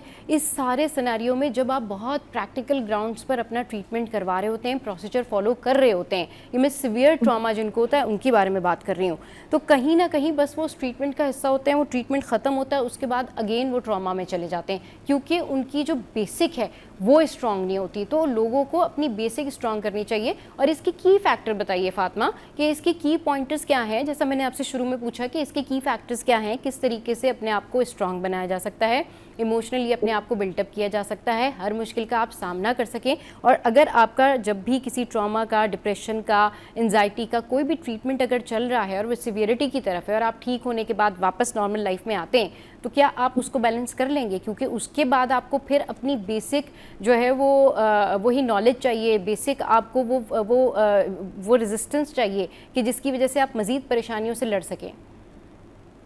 अच्छा, एक चीज मैं यहाँ पे ऐड करना चाहूंगी। एक तो हमारी सोसाइटी में एक बहुत बड़ा एक स्टिग्मा बन गया है, अगर कोई किसी काउंसलर के पास जाता है, कोई किसी थेरेपिस्ट के पास जाता है, या लेट्स सपोज किसी साइकियाट्रिस्ट के पास जाता है, आजकल तो क्लिनिकल साइकोलॉजिस्ट भी होते हैं, लेकिन बात यह है कि लोगों को डर लगता है कि ओ माय गॉड, अगर मैं जाऊंगा हो सकता है कि किसी को पता लग जाए, they would think I am mentally ill और समथिंग लाइक दैट। सो पहली बात हमें इस चीज़ को सोचना है कि आपकी अपनी मेंटल हेल्थ इतनी ज़्यादा इम्पोर्टेंट है। अगर आप किसी ट्रॉमा से गुजर रहे हैं, आप किसी डिप्रेशन से गुजर रहे हैं, या लेट्स सपोज अगर आप समटाइम्स व्हाट हैपेंस इज कि ग्रीफ भी होता है लोगों को, if you lose your loved one, या आप लेट्स सपोज अगर किसी गॉड फॉरबिड डिवोर्स हुई हो, या कोई किसी रिलेशनशिप में हो, तो बहुत से ऐसे फैक्टर्स होते हैं, या समटाइम्स जो न्यू मदर्स होती हैं उनको भी काफी डिप्रेशन होता है, which is called postpartum depression, और वो 2 साल तक चलता है after delivery, and it's a quite long time. So इन चीजों के लिए अगर हम किसी काउंसलर के पास जाते हैं, या अगर हम कोई मेडिकेशन करते हैं, तो please it is not a sin. ये कोई खुदा न खास्ता बुरी बात नहीं है। आप ये मतलब नहीं कि आप क्रेजी हैं, या you're not mentally fit. It is for your own sake. It is for the sake of your family. आपसे कितने लोग जुड़े होते हैं, अगर आपकी मेंटल हेल्थ ठीक नहीं होगी तो वो आगे दूसरों को इम्पैक्ट करती है, वो आपके बच्चों को इम्पैक्ट करती है, वो आपके स्पाउस को, आपके पेरेंट्स को, आपके सारे even the relationships at work place, सारे उससे जो है ना उससे उनका इम्पैक्ट उस पर हो रहा होता है। तो अपने आप को आप इस तरह स्ट्रॉन्ग कर सकते हैं सना, कि आपको फर्स्ट ऑफ ऑल अगर आप किसी वजह से सैड हैं तो प्लीज आप वो साइकिल कंप्लीट कीजिए अपना। ना ही कि आप कहें कि वो मैं आज सैड हूँ, चलो मैं म्यूजिक सुनता हूँ, मैं ये करता हूँ, ठीक है, distracting yourself is fine, but don't quick ways to move on, ठीक है। जब तक आप उसको हील नहीं होने देंगे, जब तक आपका हीलिंग प्रोसेस नहीं होगा, आप कभी भी स्ट्रॉन्ग नहीं हो सकते, आप कभी भी उस ट्रॉमा से बाहर कंप्लीटली नहीं निकल सकते, आप कंप्लीटली रिकवर नहीं कर सकते। सो वो जो ट्रॉमा है या वो जो आपकी डिप्रेशन है, उसको पहले आपको कंप्लीटली हील होना जरूरी है। आप मेडिसिन लें बेशक, आप काउंसलिंग करें अपनी, आप मेडिकेशन जो आप मेडिटेट करें, बहुत सारे ऐसे एक्सरसाइजेस आप कर सकते हैं, लेकिन do not look for the shortcuts, because if you will look for the shortcuts, वो फ्यूचर में जाके कहीं ना कहीं वो फिर चीज आपकी एक्टिवेट हो जाए। ठीक है, अच्छा फातिमा, बिल्कुल मजीद भी डिस्कशन करते हैं, छोटा सा ब्रेक के बाद वापस आते हैं।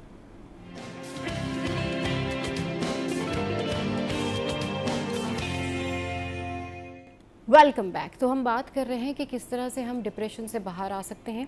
हम बात कर रहे हैं कि किस तरह से जब हम काउंसलिंग के लिए जाते हैं तो वो काउंसलिंग हम अपने लिए पॉजिटिव बना सकते हैं और अपने इश्यूज़ पर बात करनी चाहिए। चलिए जी, फातिमा हमारे साथ हैं। फातिमा, आप गुफ्तगू करी थी, इसको कंटिन्यू कीजिए, फिर आगे डिस्कशन करते हैं। जी फातिमा। देखिए, वी हैव टू पे अ कॉस्ट फॉर साइलेंस। जब आप खामोश हो जाते हैं, आप किसी ट्रॉमा से गुजरे हैं, या आप कोई चीज परेशान करिए, अगर आप उस पर खामोशी इख्तियार करते हैं, ट्रस्ट में आगे जाके आपको वो बहुत प्रॉब्लम क्रिएट करती है चीज। सो आई थिंक जो आपको, अब वही बात है ना कि अगर आपको कहीं जॉइंट में पेन हो रहा है, आप उसे इग्नोर करते जाएंगी, लेटर ऑन वो इतना ज्यादा इरिटेट हो जाता है कि आपको वो कहीं और बॉडी में पेन स्टार्ट हो जाता है। So same is the case with your mental health. अगर आप किसी डिप्रेशन में हैं, आप उसको इग्नोर मत कीजिए, आप बैठिए, आप बात करें। You can always seek help, and मेरे ख्याल से सीख आपको करनी चाहिए। You should always seek help, because अगर आप नहीं करेंगे तो ये later on it's going to have a bigger impact on your life, ठीक है, आपकी हर चीज उससे अफेक्ट होगी। तो ये जो स्टिग्मा है ना अटैच्ड के, सिर्फ जो लोग मेंटली फिट नहीं होते सिर्फ वो काउंसलिंग के लिए जा सकते हैं, तो इस चीज को हमें चेंज करना पड़ेगा। काउंसलिंग के लिए आप कभी भी जा सकते हैं, आप किसी फ्रेंड से बात कर रहे हैं, दैट्स आल्सो काउंसलिंग, ठीक है। ये नहीं है कि किसी आप साइकियाट्रिस्ट के पास जा रहे हैं और वो आपको मेडिसिन दे रहा है, that oh my God you are crazy, ऐसा कुछ भी नहीं। आपको हमेशा you should always speak up if you are not feeling well mentally especially. तो अपनी mental health का हमें ख्याल रखना चाहिए because being mother especially I would say कि आपके बच्चों पे इसका बहुत ज़्यादा असर होता है. आप उनकी अपब्रिंगिंग उस तरह से नहीं कर सकते, आप उनके साथ उस तरह से प्रेजेंट नहीं होते जैसे एक मदर को होना चाहिए because you are already stressed, आपके ऑलरेडी मेंटल इश्यूज चल रहे हैं. तो आई थिंक हमें पहले उनको जो है रिजॉल्व करना चाहिए, हमें थोड़ी सी थेरेपी लेनी चाहिए सो दैट उसका इम्पैक्ट हमारे बच्चों पे ना. सही, बिल्कुल. अच्छा ये बताएं कि टॉक्सिसिटी से कैसे बाहर आया जाए. लोग आपके सराउंडिंग में जितनी भी टॉक्सिसिटी होती है, आपके सराउंडिंग में बहुत ज़्यादा टॉक्सिसिटी होती है, कॉलेजेस में भी लड़कियों के साथ इस तरह से प्रॉब्लम होती है, कुछ उनके जो फ्रेंड्स हैं वो प्रॉब्लम कर रहे होते हैं, कुछ रिलेटिव्स इस तरह के होते हैं, कुछ कुलीग्स ऐसे होते हैं, कुछ जगहों पर इतना एटमॉस्फेयर ऐसा होता है कि वो लोग ना उस टॉक्सिसिटी को बर्दाश्त नहीं कर पा रहे होते हैं और डिप्रेस हो रहे होते हैं. उसका सामना कैसे करें? नेगेटिव लोगों से कैसे बात की जाए? देखिए, नेगेटिव लोगों से हमेशा मैं एक चीज़ पे बिलीव करती हूँ कि आपको कभी भी बहुत ज़्यादा स्टूप डाउन नहीं करना चाहिए किसी और की लेवल पे. अगर कोई बहुत टॉक्सिक है तो आपने उसको टॉक्सिसिटी का जवाब आप टॉक्सिसिटी से जरूरी नहीं है कि आप दें. It's never tit for tat. ठीक है, अगर कोई आपके साथ जो है वो बहुत नेगेटिव जिसने बिहेवियर रखा हुआ है, आप उसके साथ पॉजिटिव बिहेवियर रखिए और अपने आप को थोड़ा सा साइड लाइन कर लीजिए. ठीक है, या at least you show that person कि आपको उनके होने ना होने से फर्क नहीं पड़ा. That person is non existent. ठीक है, and it works, trust me, it works. वो आपके साथ कितनी दफा कर लेंगे. जब आप उनको कोई रिस्पॉन्स ही नहीं देंगे, they will get tired and they will not be toxic anymore. वो कहेंगे नो, यहाँ पे तो हमारी दाल ही निकल रही है, हम जो चाह रहे हैं वो अचीव हम कर नहीं पा रहे. तो what I believe is कि आप अपने आप को इतना स्ट्रॉन्ग कीजिए कि कोई बंदा आपके साथ टॉक्सिक होना चाह भी रहा है तो वो कहे कि भाई इसको तो फर्क ही नहीं पड़ता, इसको हम जितनी भी कोशिश कर लें, this person is calm, composed and इतना ज्यादा ठहराव है उस शख्स में कि उसको फर्क नहीं पड़ता. हम उसको कुछ भी बोलते हैं. तो आई थिंक आपकी पर्सनालिटी इतनी स्ट्रांग होनी चाहिए कि कोई आपको आके कुछ कहता है, you know who you are. आपको आपकी वर्थ पता है, आपको आपकी वर्थ पता होनी चाहिए और आपको ये पता होना चाहिए कि आप किससे क्या बात कर रहे हैं. और दूसरी बात ये कि मेरे ख्याल में इट्स माय पर्सनल ओपिनियन कि नेगेटिव लोगों को अवॉइड करना चाहिए, लेकिन अगर बड़ा नेसेसरी है कि आप इन नेगेटिव लोगों का सामना करें, बड़ा नेसेसरी है कि आप इन नेगेटिव लोगों से बात करें, तो फिर आप किस तरह से डील आउट करें इन लोगों से. क्योंकि देखें ये गैस लाइटिंग करते हैं. यानी अगर इन्होंने इनमें से किसी ने अगर आपको थप्पड़ मारा है और आप कहेंगे आपने मुझे थप्पड़ मारा है, तो वो कहेंगे अरे आप अपना इलाज कराएं. ये इस तरह के लोग होते हैं. ये गैस लाइटिंग जो है ना, ये शुरू ही नार्सिसिज्म, नार्सिस्टिक लोगों की निशानी है ये.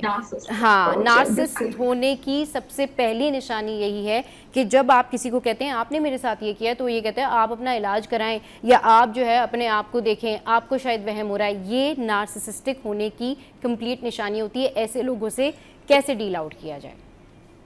ऐसे लोगों का ये होता है कि जब आप उनको कन्फ्रंट करते हैं तो वो सारा ब्लेम आपके ऊपर डाल देते हैं. ये आपकी गलती थी, मैंने तो कुछ नहीं किया, मैं तो आपको ये बोल रहा था. मतलब this is how they are. So I think the best approach is, again I would say, कि अगर आप उनको इग्नोर नहीं कर सकते, you sit and have a chat with them. ठीक है, एंड अगर आपको लगता है कि वो आपकी बात नहीं सुन रहे, नार्सिसिस्ट लोग जो होते हैं ना, फातिमा ऐड ऑन कर लीजिएगा, ये इनकी ईगो होती है, ये जेंडर डिस्क्रिमिनेशन करते हैं, फिर इनकी मेंटल वेलबींग इतनी अच्छी नहीं होती. दूसरा इनका इशू एक ये होता है कि ये रिवेंज लेते हैं, ये रिवेंजफुल होते हैं, चाहे उसमें इनका नुकसान हो, किसी दूसरे का नुकसान हो. ये उस सर्टन काइंड ऑफ मेंटालिटी से बाहर नहीं आते. उसके बाद शायद कूल डाउन होने के बाद या आफ्टर सम टाइम कुछ थेरेपीज़ लेने के बाद ये अंडरस्टैंड करते हैं कि ओके फाइन, ये ज़रूरी नहीं था या ये बहुत गलत हुआ. तो ये इन लोगों की साइन एंड सिम्टम्स है जो मैंने आपके साथ में शेयर किए. अब ये बताइए कि किस तरीके से बाहर आए, ऐसे लोगों से कैसे बचा जाए. Exactly.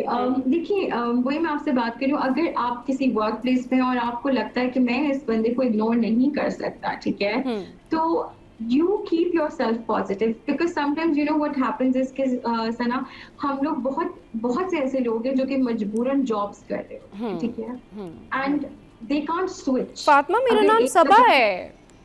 Did I call you Sana? I'm so sorry. नहीं, मेरा नाम सबा है, इतने टाइम से आप मेरे शो पे आ रही हैं, आप हमेशा मुझे सना सना कहती हैं। मैंने कहा आज मैं आपको बता दूं मेरा नाम सबा है। Sabah, I'm so sorry. Okay, sir. No issues. Right. No. Thank you for correcting me. मैंने कहा चले मैं आज खुद ही बता देती हूँ। So sorry. No अच्छा जी, issues. तो yes, Sabah तो मुझे I remember your surname but sorry forgot the first name. No issues. तो सबा मैं यही बात कहूंगी कि हमें अपनी अप्रोच पॉजिटिव रखनी है, ठीक है। ऐसे लोगों को जिनके साथ हमें इंटरेक्ट करना ही करना है, हम वो जॉब प्लेस नहीं छोड़ सकते, हम अपनी जॉब को स्विच नहीं कर सकते। You know, sometimes they say कि नौकरी की तो नखरा की, तो जो चीज़ हमें उधर मिलती है हमें उसको एक्सेप्ट करना पड़ता है, but not in मतलब not at the cost of your you know self respect, ठीक है।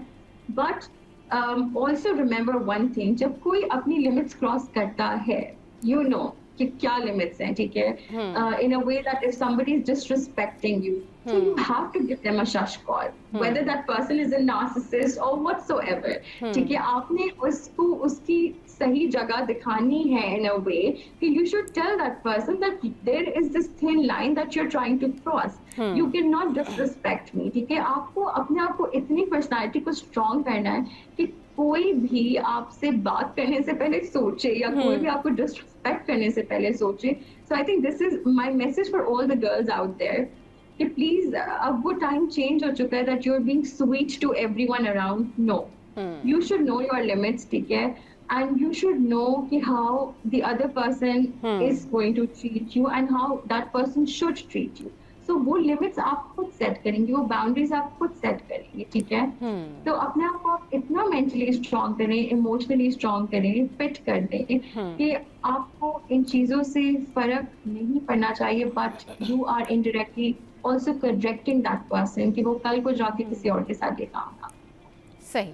चलिए जी, बहुत शुक्रिया Fatima, thank you very much for your Thank you, time. Saba. बहुत अच्छा लगा आपसे बात करके, और जब भी फातिमा से बात होती है तो बहुत सारा स्ट्रेस जो है ना वो भी कम होता है। बहुत सारे मैसेज करते हैं कि नहीं भाई हमें स्ट्रेस कम करना है, हमें अपनी लाइफ में पॉजिटिविटी लेके आनी है। कोई भी शख्स अगर आपके ख़िलाफ़ कोई बात कर रहा है, आपको टॉन्ट मार रहा है, ईगो है या कोई प्रॉब्लम है, फैमिली इश्यूज़ हैं, प्रॉपर्टी का इशू है या कोई और किसी चीज़ का कंपटीशन है या कोई भी बात है, उसको आप लेट गो कर दें, उसको जाने दें, क्योंकि टाइम हील्स एवरीथिंग और टाइम टेल एवरीथिंग। वक्त सबको सबके सामने ले आता है और टाइम जो है वो हर ज़ख्म भर देता है। तो इस दुआ के साथ कि अल्लाह ताला आपको खैर बरकत से रखे। आज के शो से फ़िलहाल इतना ही। आज का शो कैसा लगा इसका सोशल मीडिया पर फीडबैक दीजिएगा। हंसते रहिए, मुस्कुराते रहिए। Keep watching serious 10।